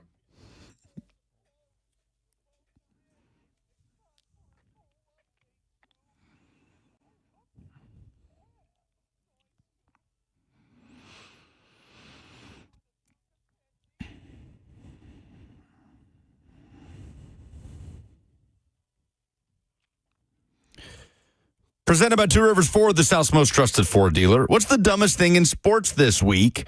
Trashy T-Rack says Titans fans trying to make it seem like Kyle Williams is a top receiver just because he and Cam Ward played together at Washington State. Kyle Williams was here for a visit yesterday. He is, according to Dane Brugler's The Beast, rated the number 12 receiver in the upcoming draft, right behind Yamanor, the Stanford receiver. As long as he's productive, I don't care. Yes. Kenny says the Dallas Stars giving up 3 goals in under a minute only to lose in overtime. David says the Kai Ziegler and Jemai Mashak not winning Defensive Player of the Year over Ryan Kalkbrenner from Creighton. I already missed college basketball season. Tyler says first take doing how does Ovechkin breaking Gretzky's record compare to LeBron on Monday? Faster. Which... It's your X-ray, bud. Former Tennessee quarterback has a better chance of succeeding in the NFL. Hendon Hooker or Joe Milton? 52% say Milton. I agree. Which NFL team with a new coach has the best chance to make the playoffs? Cristoforo says Ben Johnson. Multiple people are saying the Bears. Kenny says Pete Carroll and the Raiders. John says Brian Schottenheimer and Dallas. It's the Jags. They're in an easier division.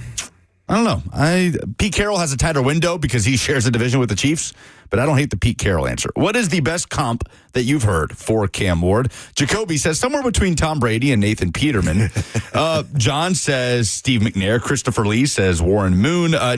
Gabe says Jordan Love. Is Jordan Love? People said that. Oh, I haven't seen that one. Who is the biggest celebrity Titans fan right now? Scoob says it's Jelly Roll. Oh, V-Love with a great one. The Paramore guitarist, Taylor York. Apparently is a big Titans fan.